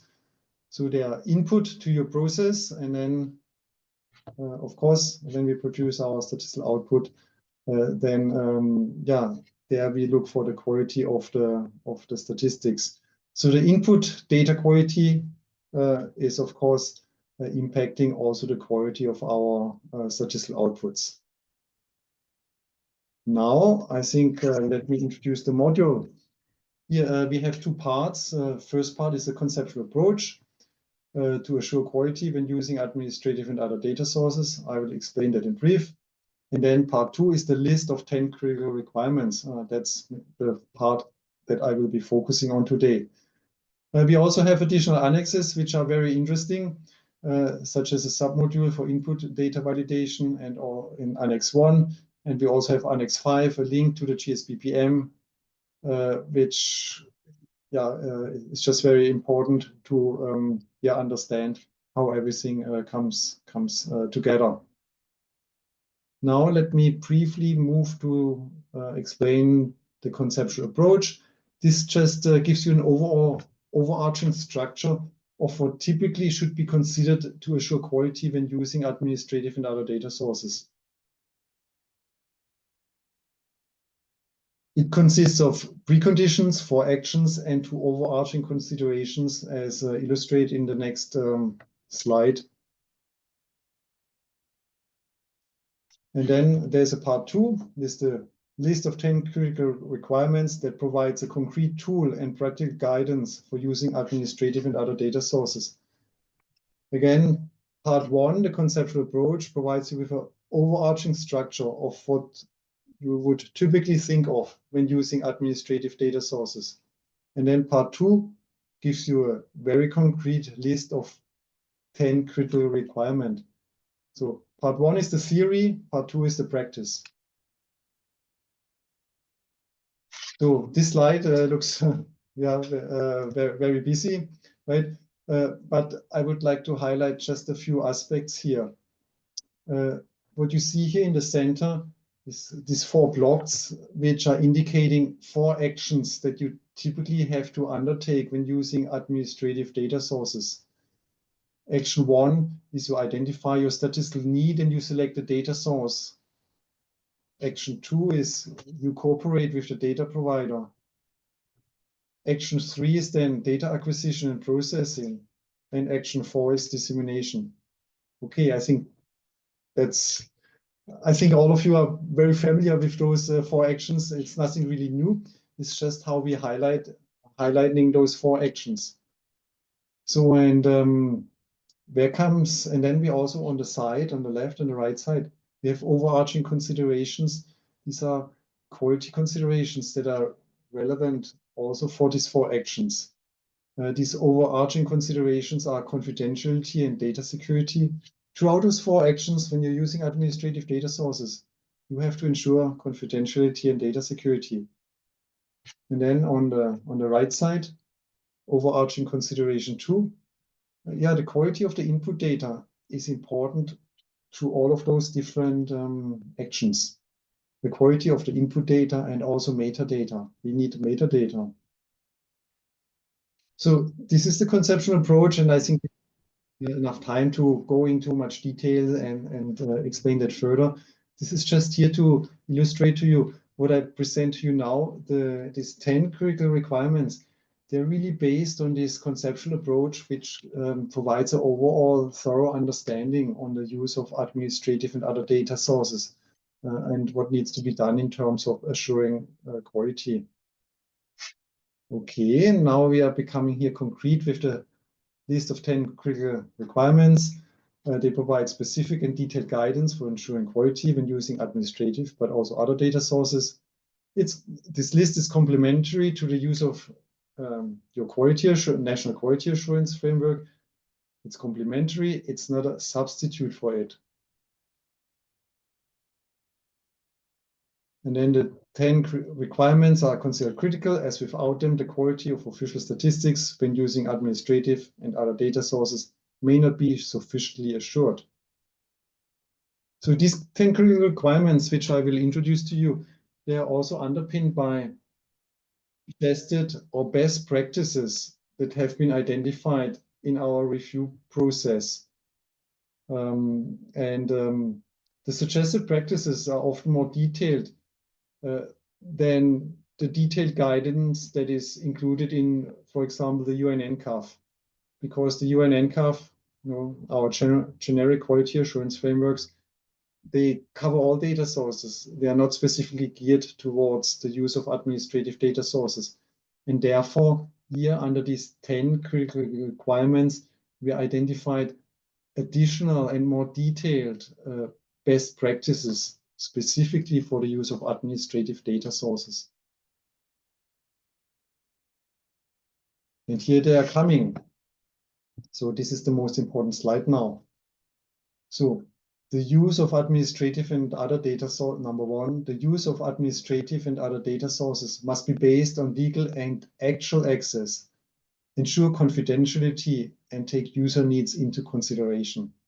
So very important first critical requirement. And then number two, new data sources, data providers, as well as the use of multiple data sources are proactively explored to produce or improve existing statistics or develop new statistics. So often you're using administrative data source in one statistical domain, but here the critical requirement number two is indicating there should be a systematic approach for your entire statistical office to use administrative data sources. We don't want to leave the ones alone working in individual statistical domains because they are facing the same problems such as related to data access as other statistical domains in your office are facing as well. So we are suggesting here that there is a systematic approach across your office. Now, number three, there's basic information about the data provider and general information about the data source. Important we make a differentiation between data provider and data source. So one data provider can have multiple data sources, right? So we want to have basic information about a data provider, the ministry, the agency, and then general information about the data source at this early stage. Then the data provider and the data source are assessed for the risks. So what are the risks? Well, administrative systems can change and the data provider and the data source can disappear, right? This has to be assessed. Now, there are two more critical requirements that specifically relate to our relationship with the data provider. And here we are suggesting that there is a cooperation agreement with the data provider and also that there is ongoing cooperation as applicable. Usually with other agencies and ministries, it's sort of a given, but maybe not. Maybe there must be a cooperation agreement and also there must be ongoing cooperation, of course, as applicable. Then number six, here we are asking for something very specific. We are asking that you examine the quality assurance as it takes place at the data provider. Because he compiles the data, the quality assurance must start at the data provider. And here, therefore, we have critical requirement number 6. The data provider assures the quality of its data, and the quality report is produced in cooperation with the statistical agency as applicable. So these are the things that happen, 5 and 6 are the things that happen in collaboration with the data provider. And now are coming 4 more critical requirements that indicate what is needed at the statistical agency. Here, number 7, the quality of the input data is systematically evaluated by the statistical agency. Number 8, there is comprehensive metadata about the input data. Number 9, processing of input data at a statistical agency follows standards, guidelines, and best practices. And then number 10, we come to dissemination. The special characteristics of administrative and other data sources are considered when disseminating statistical outputs. Yeah, they may have a different timeliness, different frequency, and users may need to know that this statistics is produced by the use of administrative data by an administrative data source. So these are the 10 critical requirements. The first 4 cover the basics and sort of the preparatory, preparatory considerations. 5 and 6 concern the data provider, and then 7, 8, 9, and 10. These are things that have to take place at a statistical agency.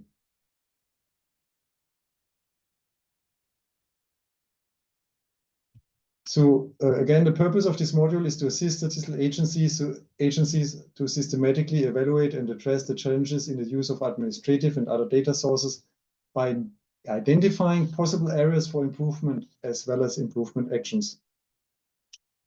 Those challenges can arise from different concepts and definitions and so on. We heard about that in earlier presentations. And this module aims to be practical and concise. So for using this module, we have developed an assessment checklist. And here, maybe in the interest of time, I go right away to the assessment checklist. So this is a Excel file that constitutes the assessment checklist for administrative and other data sources. Here, right at the top, we ask you to indicate for what statistical output you're completing this checklist. And then you also indicate the data source. So this checklist is meant to be completed for each individual single use of a data source. Maybe just to make an example, you're producing international merchandise trade statistics. This is your statistical output, international merchandise trade statistics, right? What is your data source? Your data source there for most countries are custom records. So here at your data source, you would indicate custom records. So now here in the first column, you have the 10 critical requirements, and I hope it's readable. The first one I introduced to you already, the use of administrative and other data sources must be based on legal and actual access, ensure confidentiality, and take user needs into consideration. And then we have here some more explanatory text, and then we have suggested practices. So here under this first critical requirement, we have 4 suggested practices. And the first practice is there is legal access to the data. And the second one is there is actual access to the data. So we found out that we need to differentiate both because these are 2 different things. Here, in order to make this assessment easier, we have differentiated additional and advanced and essential suggested practices. So there are 15 essential best practices, which, just 15 just makes it very easy for you to complete the checklist for a single data source. And then you have to indicate whether you are in full compliance, in partial compliance, or not in compliance. And then in the next column, you can describe your practices and possible improvement actions. And then on the very right side, we also have a scoring. So the scoring just gives a little incentive or makes it practical, very practical, to compare things over time, to compare different data sources, but also to provide a little incentive here to complete this checklist. So let me just see what else. Here I have some more explanation here. But instead of going here to this explanation, and also have here some slides on the scoring here. I don't really have time to go into that scoring, but I'm happy to explain that. We also have here a disclaimer.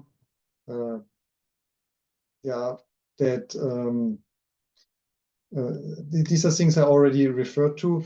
Maybe here number 2 is the suggested practices some are very ambitious and may not be applicable in all circumstances, and may be difficult or not always possible to follow for a statistical agency, depending on the specific situation.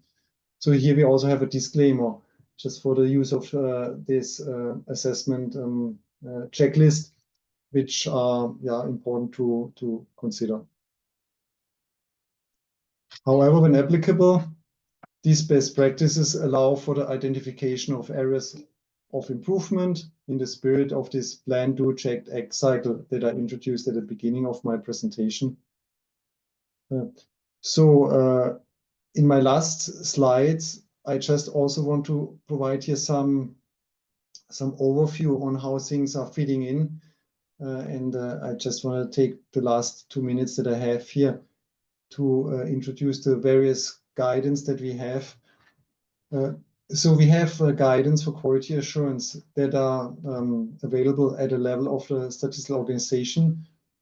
So there's the manual that I introduced briefly before, the UN NCAF manual. We have a self-assessment checklist. We also have a roadmap for NCAF development and implementation. And then here the fourth arrow is a maturity model on quality culture for official statistics. And then we also have other tools, such as the GSBPM, quality indicators, and so on. And now we are also working on integrating the use of the GSBPM with quality management. And what I wanted to illustrate to you, very important. Here, this module that I introduced to you right now, this module for quality assurance when administrative and other data sources, that really operates on the level of individual outputs. So you give it to a statistician that is working on one specific statistical output. If he's using an administrative data source or other data source, he can use this module. Also, the GSBPM works on the level of individual statistical outputs. And also, of course, quality indicators, quality reports, metadata standards, and so on. These are things that work on the level of individual outputs. Also, the next step, indicated it, we want to integrate the use of the GSBPM and quality management. Of course, that also works on the level of individual outputs. So here, this was my concluding slides. I just also wanted to give you the overall context where this module for quality assurance when using administrative and other data sources fits in. It fits in at the level of your individual outputs. So with this, here I also provide you with all the references here to the links of the different materials. With this, I would like to thank you for your attention and your time. Thank you very much. Thank you very much, Matthias, for this great presentation, which quickly introduced the NCAF module, National Culture Assurance Framework module for administrative data and other data sources. I'm now going to give the floor now to Mr. Yao Jengle to show how this has been concretely been used by his country, by Togo, in assessing the quality of administrative data and in developing the national quality assurance framework. Mr. Jengle serves as the head of harmonization on an international cooperation division in the Institut National de la Statistique et des Études économiques et démographiques in Togo. He previously served as a national accountant. He served as a national accountant, and then he's also yes. In his position is coordinate the national statistical quality assurance framework and ensures the implementation of the statistical methodology, international standard and concept, definition and classification that comply with international standards. He is also responsible for international cooperation in statistics and monitoring regional and international statistical activities, particularly through the organization of statistical competitions. As indicated, he previously served as and continued to serve as a national accountant in the same institutions. He is a specialist of planning, programming, and monetization, execution, monitoring, evaluation, and accountability learning chain. So, Mr. Jengle, you have the floor for 15 minutes. D'accord. Merci beaucoup, Léandre. Je voudrais m'assurer que tout le monde m'entend. Oui, oui, t'entends très bien. Est-ce que vous m'entendez? Oui, oui, oui, oui, t'entends très bien. D'accord, je vais aller directement et puis un peu plus vite. Je partage mon écran. Mm-hmm.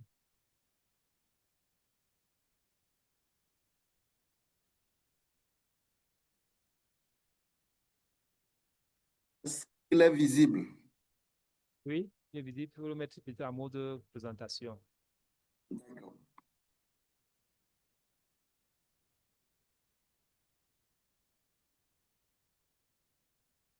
C'est bon? C'est bon, c'est bon. Merci beaucoup. Je ne peux pas commencer ma présentation sans remercier sincèrement les experts de la SEA pour leur accompagnement sans faille depuis un certain moment dans le processus d'élaboration du cadre national d'assurance de la qualité du Togo. Alors, donc, je m'appelle Djengle Ouiao, je suis chef de division chargé de l'harmonisation et de la coopération internationale à l'Institut national de la statistique. Et donc, je suis également à la comptabilité nationale des sources financières. Je vais présenter un peu l'expérience du Togo sur qui a été fait sur l'exploitation des données administratives. Alors, je vais aller sur quatre points. Je vais présenter un contexte, ensuite des généralités sur l'évaluation de la qualité. Je vais ensuite présenter un sommaire sur la liste de contrôle et l'évaluation proprement dite et finir avec les principaux résultats obtenus à l'issue de l'évaluation de l'utilisation des données administratives dans le système statistique national togolais. Je pense que pour les données administratives, on n'en dira pas trop long et vous allez constater que dans le processus statistique, il y a une variabilité, une multitude de données qui sont utilisées pour produire les statistiques officielles. Et donc, parmi ces domaines de production statistique qui utilisent majoritairement les données administratives, on peut citer par exemple la production des annuaires statistiques, la production des bulletins statistiques. Quand vous allez du côté des statistiques économiques, majoritairement également qui utilisent les données administratives, il y a également les statistiques sociales courantes relatives à l'état civil ou aux gens qui utilisent également les données administratives. Mais vous allez constater que ces données administratives présentent beaucoup de difficultés. Mes prédécesseurs l'ont déjà souligné. Un véritable problème sur la qualité de ces données, juste parce que ces données ne sont pas produites à des fins statistiques, elles sont produites à des fins administratives. Alors, le Togo a entamé depuis avril 2024 l'élaboration de son cadre national d'assurance de la qualité. Le précédent présentateur l'a bien souligné, c'est un cadre générique qui est applicable à tout type de données. Voilà. Donc, qui n'est pas spécifique aux données administratives. Et le Togo avait participé également à la 56e session de la Commission de statistique des Nations Unies et a beaucoup appris des recommandations adoptées à cette session.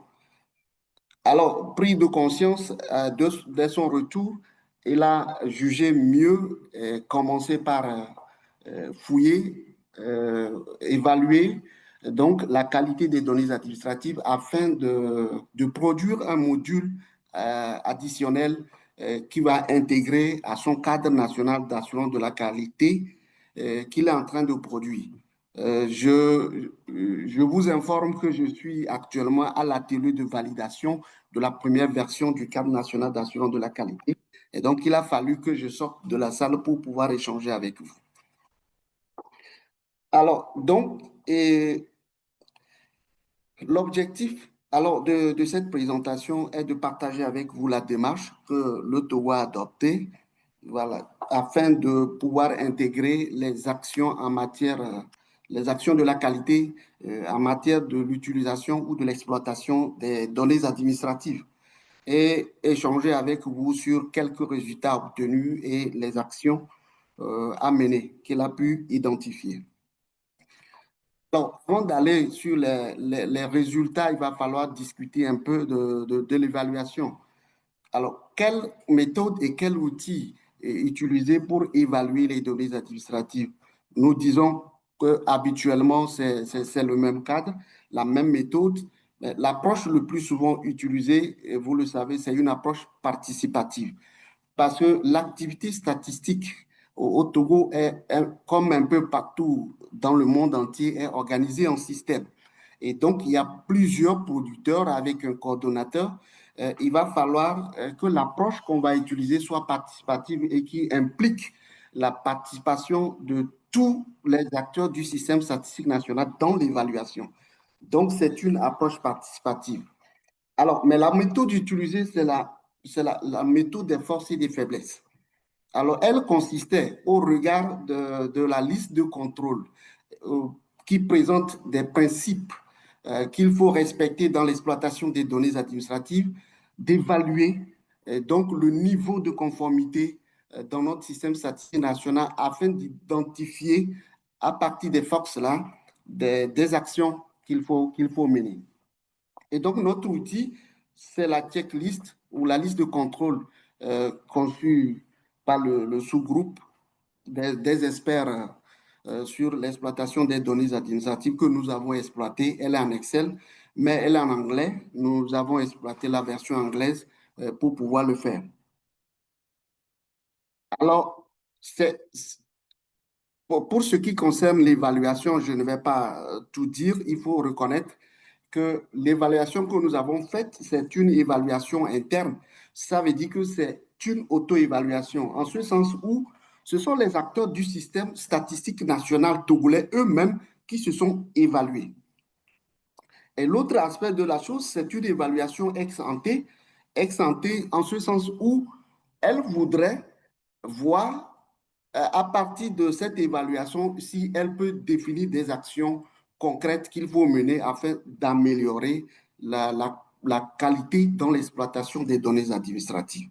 Donc, c'est une auto-évaluation et une évaluation ex ante et qui consiste à évaluer la qualité dans l'utilisation des données administratives dans le système statistique national.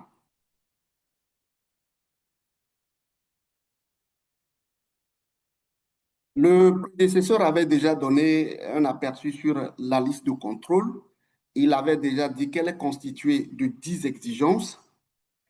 OK, à l'intérieur de ces exigences, nous avons des pratiques suggérées et des pratiques suggérées qui sont essentielles, donc au nombre de 15, et des pratiques complémentaires ou avancées qui sont au nombre de 40. Donc, nous avons au total, dans la liste de contrôle, 55 pratiques suggérées.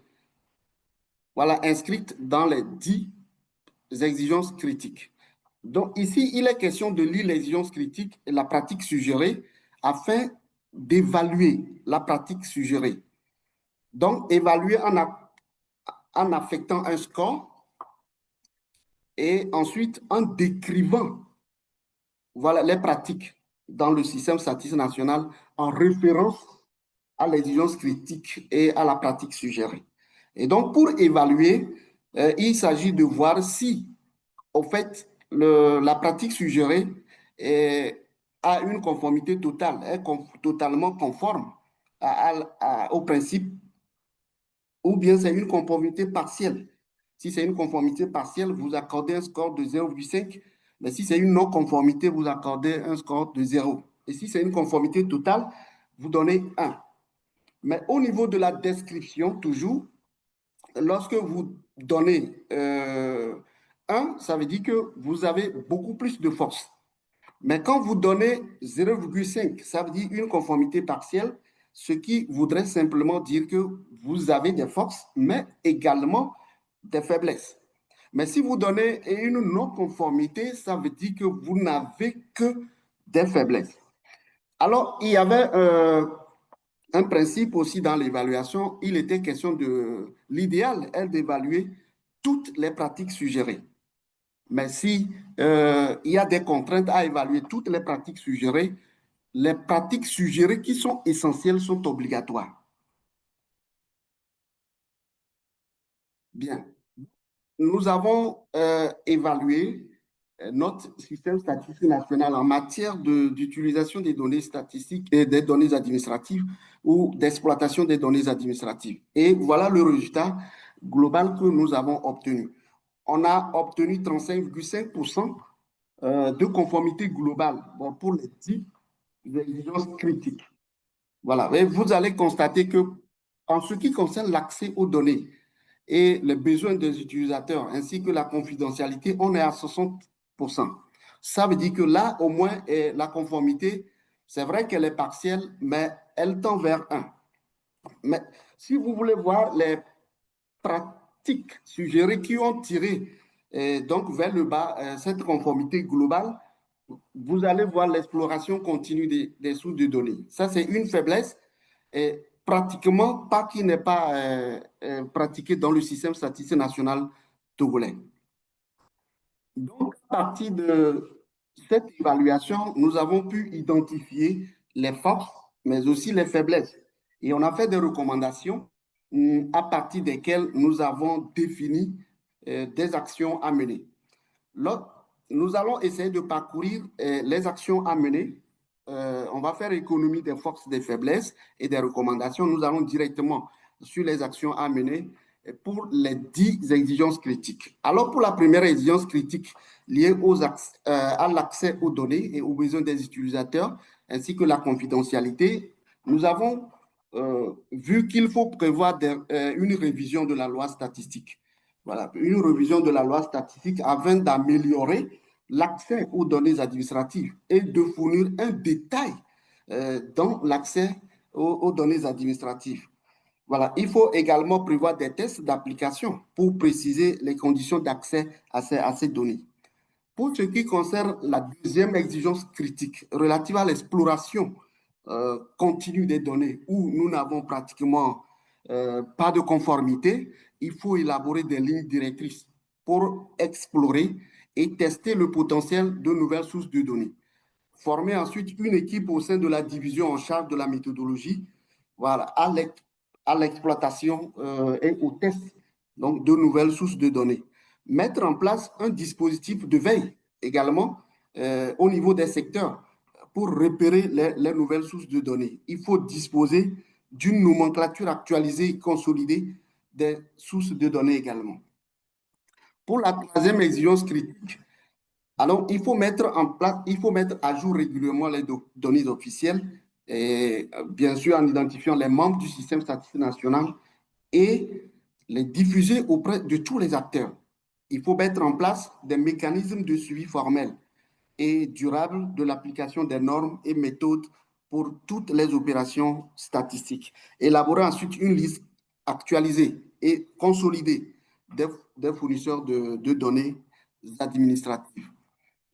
Pour ce qui concerne l'évaluation des risques liés à la source et aux fournisseurs de données, il faut mettre en place un comité d'évaluation des sources de données pour identifier les risques que présentent ces sources de données. Il faut faire une cartographie des fournisseurs critiques, afin de créer un registre des métadonnées. Il faut rédiger et diffuser les lignes directrices d'évaluation et de validation statistiques, telles que les méthodes de validation, les méthodes de redressement, les méthodes d'imputation, relatives au traitement de ces données. Pour la cinquième exigence critique liée à la coopération avec les fournisseurs de données, le prédécesseur l'a dit, l'exigence critique 5 et l'exigence critique 6 sont relatives à la coopération entre les producteurs de données, les producteurs de statistiques qui sollicitent les données administratives et les fournisseurs de données administratives. À ce niveau, il faut définir un mécanisme de coordination avec les agences de statistiques afin d'éviter les duplications dans les accords de collaboration avec les fournisseurs. Et il faut concevoir un modèle type aussi d'accord de coopération avec les fournisseurs de données administratives. Il faut définir un mécanisme de fourniture des conseils aux fournisseurs de données administratives. Et ce mécanisme aussi devait décrire le retour d'informations à ces fournisseurs de données. Il faut organiser périodiquement des rencontres avec les fournisseurs de données en ce sens. À la sixième, relative à l'assurance qualité chez le fournisseur de données, nous disons qu'il faut renforcer le rôle de l'Institut national de la statistique dans la conception et le développement des données administratives. mettre en place les procédures d'évaluation de la qualité de ces données et définir. Ensuite, formaliser ces procédures d'évaluation. Pour ce qui concerne l'exigence critique 7 relative à la qualité des données d'entrée, il faut mettre en place un cadre d'évaluation de ces données administratives. Voilà, qui intègre aussi bien la phase de sélection de ces données.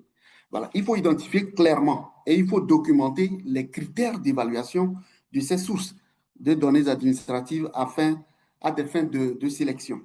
Faire des évaluations de façon inclusive, c'est-à-dire qu'il faut impliquer aussi bien les producteurs de statistiques officielles que les fournisseurs de données administratives. Et il faut rendre régulier cet exercice d'évaluation des données administratives. À la huitième, relative aux métadonnées d'entrée, il faut documenter systématiquement les concepts, les définitions et les classifications et rendre les métadonnées interopérables via SDMX ou le DDI afin de favoriser donc leur réutilisation dans des systèmes externes. Alors, il faut publier et diffuser ces métadonnées de manière centralisée aussi et mettre en place une plateforme de gestion des métadonnées. La neuvième exigence critique relative des données d'entrée nous oriente qu'il faut définir les lignes directrices claires pour la gestion et l'évaluation, ainsi que la documentation de la qualité des données administratives. Il faut aussi mettre en place des protocoles normalisés de traitement, de validation et de transfert des données entre institutions. Voilà, c'est la question d'interopérabilité. Il faut mettre en place une cellule qualité au sein de l'organisme statistique afin de superviser l'application des lignes directrices précédemment définies. Il faut institutionnaliser les rapports de qualité également et standardiser les procédures de gestion des données administratives à chaque phase du processus du modèle GSBPM. La dernière exigence critique relative à la diffusion des données, il faut identifier et prioriser les besoins d'information émergentes et mettre en place des mécanismes de consultation régulière des utilisateurs. Il faut publier des rapports d'utilisation des données administratives montrant comment elles répondent aux besoins des utilisateurs. Et il faut fournir un appui technique aux institutions partenaires pour améliorer la fiabilité de leur système de gestion de données. Je suis à la fin de ma présentation. Les documents que nous avons exploités pour pouvoir préparer notre présentation, c'est essentiellement le module de l'assurance qualité lié à l'exploitation des données développé par le sous-groupe des experts sur les données administratives. Nous avons utilisé également ces deux autres documents.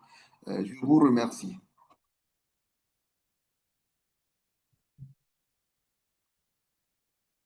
Merci beaucoup, Expert Djengle, pour cette présentation qui nous donne directement la mise en œuvre concrète de ce cadre d'assurance de la qualité, de ce module de cadre d'assurance de la qualité pour les données administratives.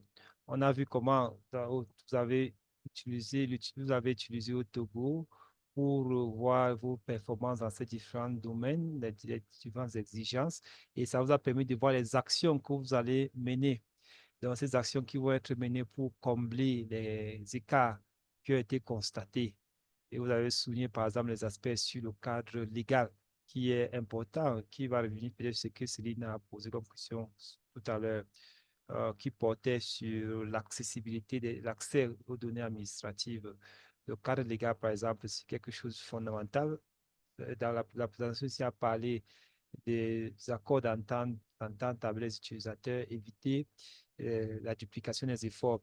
Donc, on voit très bien comment, en appliquant ce module, on permet de voir les actions liées aux données administratives et aux autres sources de données par rapport à l'amélioration de la qualité de ces sources de données-là dans la production statistique. Donc, je vais peut-être aller voir quelques questions qui sont ici, là, dans le chat par rapport Il y a une question. Oui, les questions qui sont dans le chat, qui sont adressées à la fois aux deux présentateurs. J'ai vu que Mathias a répondu à certaines de ces questions-là, mais il est peut-être important de revenir sur certaines questions. So, Mathias, I've seen that you responded to some of the questions. I don't know if you want to take the floor to say a few things regarding those questions you responded to.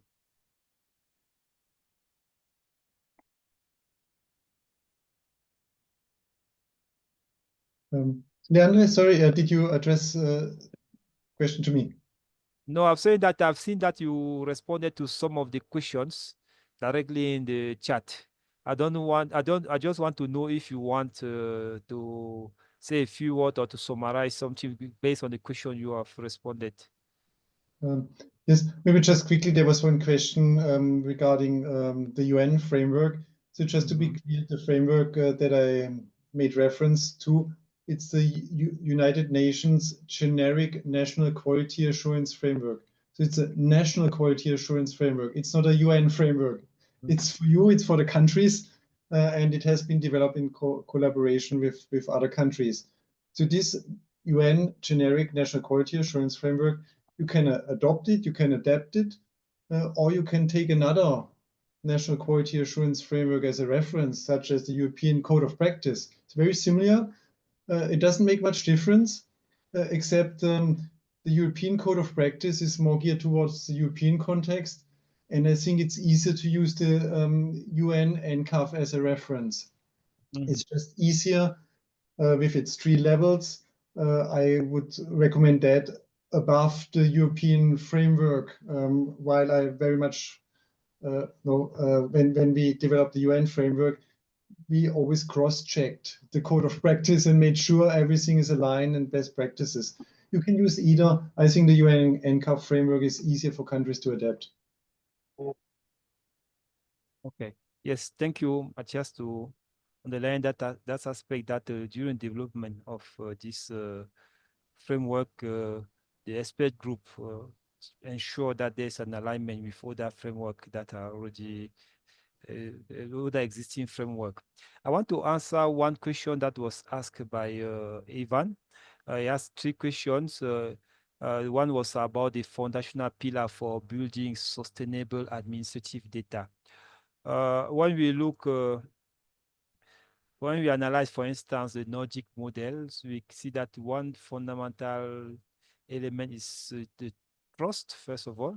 We also have advocacy, which is important, advocacy amongst producers and users of administrative data. But you also have the infrastructure that should be put in place with unique identifiers for the system. The case of Nordic countries shows that they build all their system on 3 main registers. We have a population register, business register, and also housing register. Now, next to it, they also have some small register like health register, education register, and so on and so forth. So here is important to establish trust in the system so that people believe that data can be used. We also have standard that should be implemented. We also have investment in infrastructure. As this takes times also. For the Nordic country, they started their building a system from the result of their census. That's their starting point where they build the population register. And from there, they derive the other connected register. The second question from Ivan was about countries, African countries that have made good progress. And also, the third question is the support ECA can offer. For instance, the case of Togo, we are supporting Togo in developing their national quality assurance framework. And in this process also, we have included a special focus on administrative data. This is a starting point. We also have a group of countries where we are providing specific support and modernizing administrative data. If you take, for instance, the case of Cameroon, where we are working on the turnover index. This is an index which is produced short-term index. Cameroon produces is based on quarterly economic survey data. So you see, that's a quarterly survey, and they face some issues with this approach. First of all, because of the burden on respondent, there are some delay also in terms of getting responses from countries, and the cost also is increasing while the country is trying to optimizing resources. And the last constraint also is that this type of indicator should be produced monthly. With the system in place now, they are producing it on a quarterly basis.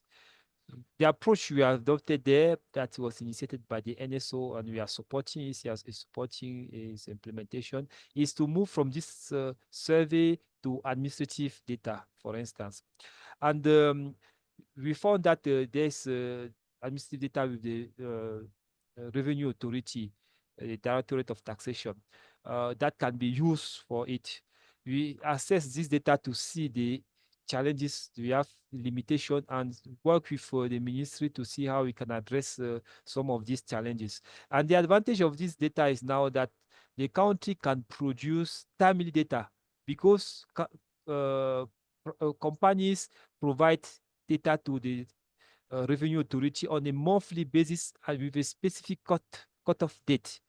And now the NSO can now produce that indicator on a monthly basis, which follows recommendation.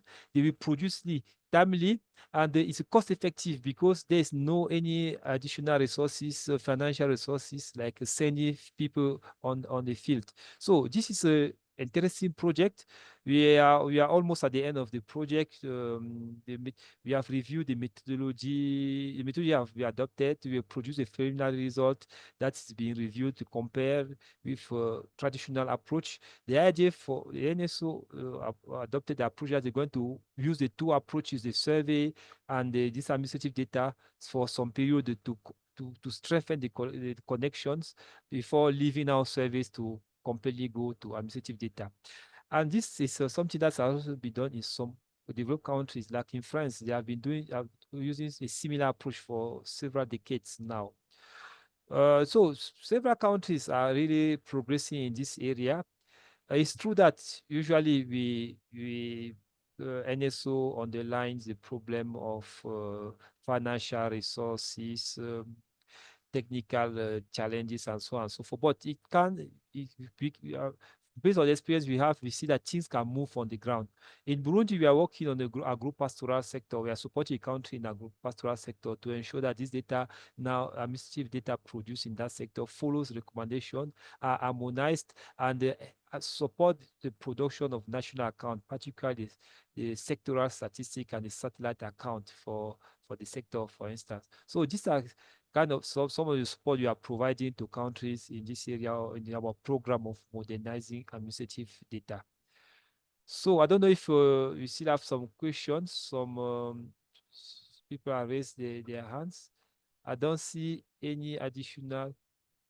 Okay, there's a question here. If cloud computing is a best approach in compiling administrative data.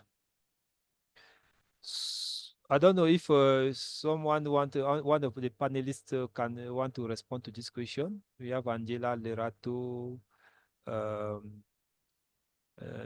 Chengle, and Matthias.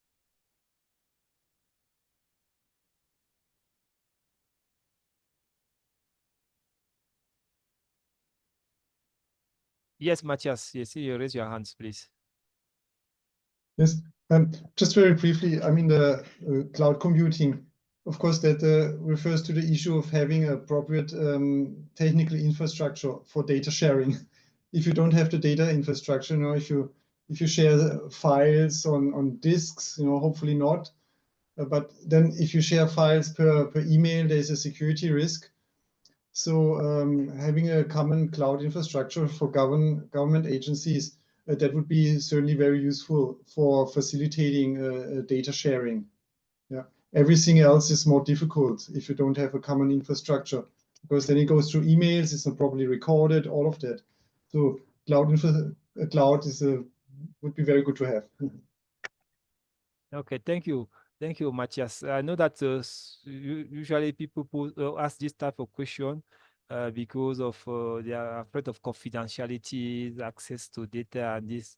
But we can show them that this cloud computing is also one of the most secure environment in the world. So people should not be really afraid of that, and it depends also on the agreement that's signed with the cloud company. The UN, for instance, we are on the cloud, so everything is there, so it's secure. I've seen one question from our colleague from Mali. Enfin, quel type de collaboration entre INS devant faire son CNAQ et les instituts sous-régionaux existants, notamment INSTAT et AFRISTAT? Bon, les instituts sont là pour vous accompagner dans la production de votre cadre. Si on prend le cas du Togo avec lequel nous travaillons, on a commencé ce projet-là avec AFRISTAT. Et je crois que AFRISTAT est aussi en train d'accompagner beaucoup de pays. Et on a aussi noté au niveau de la CEMAC que certains pays sont aussi accompagnés par la CEMAC dans le développement des cadres nationaux d'assurance de la qualité. Donc, les partenaires, les institutions régionales sont là pour vous, vous accompagner dans ce processus, notamment l'accompagnement technique, partager les expériences de la mise en œuvre dans certains pays. Par exemple, ce que nous faisons dans le Togo est partagé par d'autres pays qui s'engagent dans ce chemin-là, mais aussi développer les capacités nationales. Parce que, vous voyez, quand on développe le cadre, il donne des actions à mener, mais après, il faut les mettre en place. Il faut donc implémenter ces actions-là, il faut les suivre, les évaluer. Donc, cet accompagnement est fait elle peut être faite par les systèmes, par les institutions sous-régionales. L'autre question toujours, c'est que vous avez posée, c'est quelle stratégie pour une meilleure implication des autorités politiques, notamment les ministères de tutelle et sectoriels dans le processus du cadre national d'assurance de la qualité. Peut-être je pourrais demander à Wiao s'il peut répondre à cette question parce qu'ils ont suivi un processus participatif au Togo où tous les ministères ont été impliqués dans le processus. Peut-être il peut nous dire comment est-ce qu'ils ont réussi à convaincre ces ministères de participer dans ce processus. Oui, docteur Wiao. Oui, merci Léon. Je pense que cette question, elle doit être spécifique à chaque pays parce que la politique diffère d'un pays à un autre. Nous, par exemple, à notre niveau, dans un premier temps, nos premiers responsables sont allés vers le ministre en charge de la statistique pour lui expliquer l'importance de disposer d'un cadre d'assurance de la qualité. Et donc, avec ces mobiles argumentaires qu'il a développés, elle a trouvé que c'est d'abord un projet fondamental avant de passer à l'actualisation, par exemple, de notre stratégie nationale de développement de la statistique. Voilà, qui va regorger à beaucoup d'actions qu'on aurait identifiées dans ce cadre-là. Et donc, c'est ce que nous avons fait et nous avons invité tous les sectoriels, donc tous les points focaux qui sont dans les services statistiques sectoriels. Et nous avons échangé avec eux en les présentant vraiment ce que c'est que le cadre national d'assurance de la qualité et son importance. Et ils ont adhéré. Et donc, actuellement, nous sommes en train de valider et nous avons 32 sectoriels qui sont présents et qui suivent avec nous la validation. Et il y a également la présidence qui s'est impliquée personnellement dans ce projet. Donc, c'est pour ça que je dis que ça dépend d'un pays à un autre, parce que la politique n'est pas la même. Merci, Léon.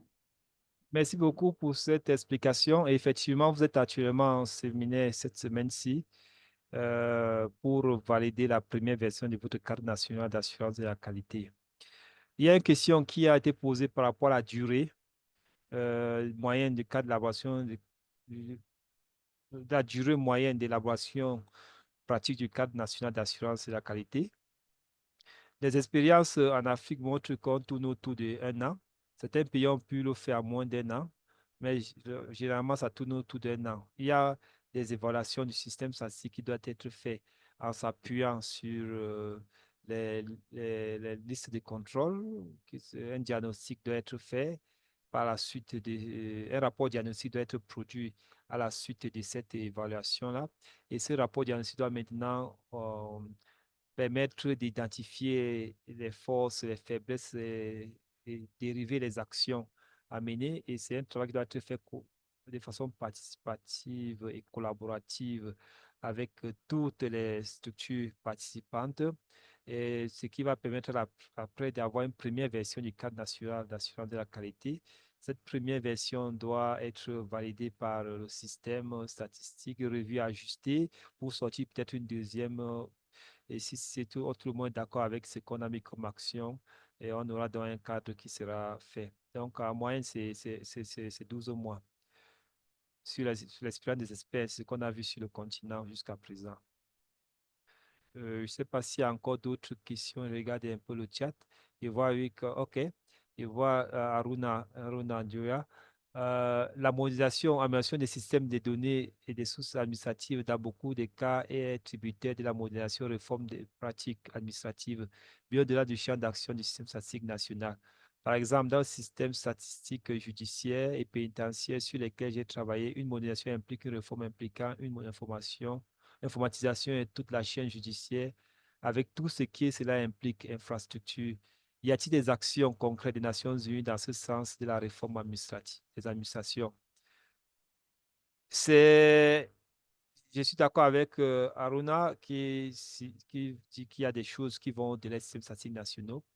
On a par exemple un projet qu'on avait commencé au Cameroun sur la position des statistiques sur les homicides, les féminicides, oui. Et on s'était par exemple rendu compte que la manière que les informations sont traitées varie. On avait 3 niveaux de, de, de collecte ou bien de production statistique administrative. Il y a le niveau de la police, il y a le niveau de la gendarmerie, il y a le niveau maintenant de la justice elle-même. Et les informations n'étaient pas ordonnées, chacun avait son système et autres. Donc, ça nécessitait effectivement d'avoir une approche qui va être plus coordonnée, une réforme qui va aller au-delà du système statistique national. Et l'idée, c'est le plaidoyer qui est important ici, les objectifs qui sont importants à mettre sur pied. Parce qu'il faut, comme ça va au-delà du système statistique national, il faut interagir avec toutes les parties prenantes. Dans l'une des précédentes actions que nous avons eues, on a eu par exemple l'ancienne coordonnatrice des systèmes statistiques de l'Ouganda qui nous avait par exemple expliqué qu'ils avaient à ce niveau, notamment dans le service de la justice, réussi à faire un certain plaidoyer qui avait permis de faire des réformes jusqu'à ce que la police a même dû recruter des statisticiens comme policiers pour s'occuper de la production des statistiques de la police, par exemple. Donc, le plaidoyer, c'est quelque chose qui est important, mais surtout en montrant les avantages de ce système-là, ce que ça apporte dans l'ensemble, dans la chaîne. Et on dit souvent, l'une des choses qu'on propose souvent dans cette réforme, c'est aussi de s'appuyer sur une dynamique qui, qui est dans le pays, notamment la dynamique de digitalisation de l'administration publique. On parle souvent de la e-gouvernance. Ce sont des on peut s'appuyer sur ce type de système-là aussi pour faire avancer l'agenda. Voilà peut-être ce que je pourrais dire ici. I see that Matthias, you are writing something. I don't know if you can also say it directly to the participants on that question.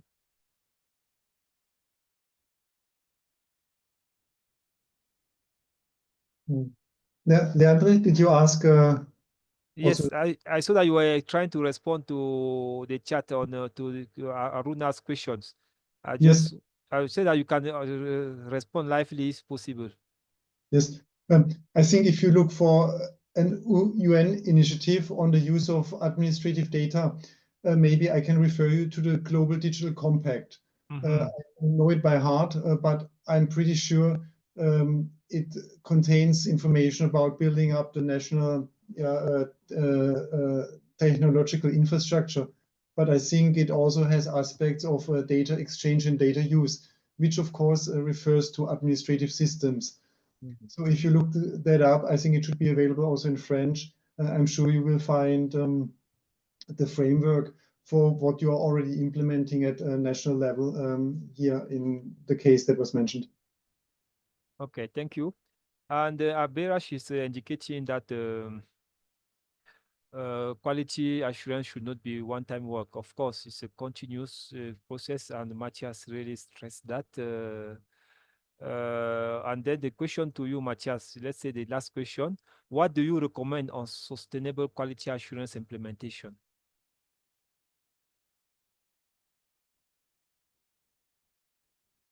What do you recommend on sustainable quality assurance implementation? This is a question from Aberash. I think it's demonstrating the benefit involving everybody. I think that quality assurance is a responsibility of all. If it's only management, it will not work. If it's only staff, it will not work. To be sustainable, it has to be the responsibility for all. So everybody who joins official statistics, no matter at an agency or the statistical office, there should be a training and course on statistical quality assurance, so that there is a culture on quality assurance, and that will make it sustainable. Thank you, Matthias. And there's also a document that is prepared, has been prepared by the expert working group on national quality assurance framework on the culture, quality culture. So this is something that can also help the NSOs and the producer of statistics to build the quality control, quality culture in the organization. I think the links that were shared by Matthias give you access to those documents. I've also shared some of those links directly to the chat. So maybe we are going to stop here. We wanted to discuss also include a discussion, but we don't have time for that discussion on the integration of this element on the NSDS. One thing that's important is that, as indicated by Molato, we are going to also go to specific issues in following webinar.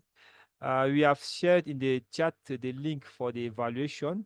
Maybe you can also go there, and it's going to take you only 2 minutes to fill that evaluation form. There's one question there related to the topics you want us to cover for the coming webinar. So it will help us indeed to make sure that what we provide meet your needs. You remember what Matthias said, that quality is also the point of view, comes from the point of view of the need of users. So we are here also to evaluate our quality, the quality of work we are doing. So I want to thank you all for your participation in this webinar. Thank you for taking time to attend this event, which is a part of ECA program of administrative data funded by the European Union through Eurostat, which aim also to share with member states inspiring good practices and case study in modernizing administrative data. So I also want to thank you for the engaging and thoughtful, provoking questions and insight. We extend our appreciation to our presenters for giving their time and knowledge. Angela, Lerato, Matthias, and Viao. Already indicated that we want to like to hear back from you. Give us your feedback by kindly responding to our short evaluation form. The link was shared. We apologize for those who were not able to ask their questions. We will try to respond on some of these questions by writing after the event.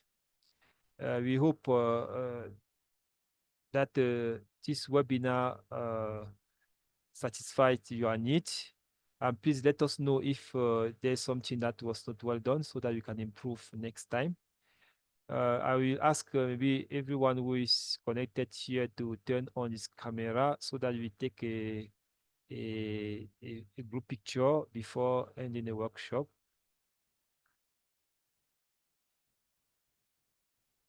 Leratu, Matthias, Andre,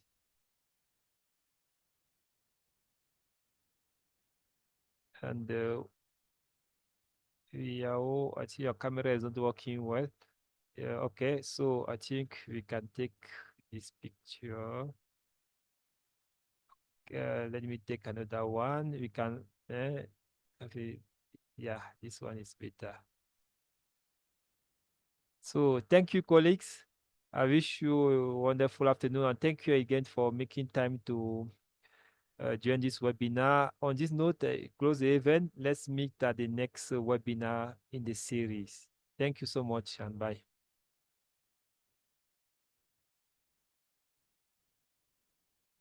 Thank you very much.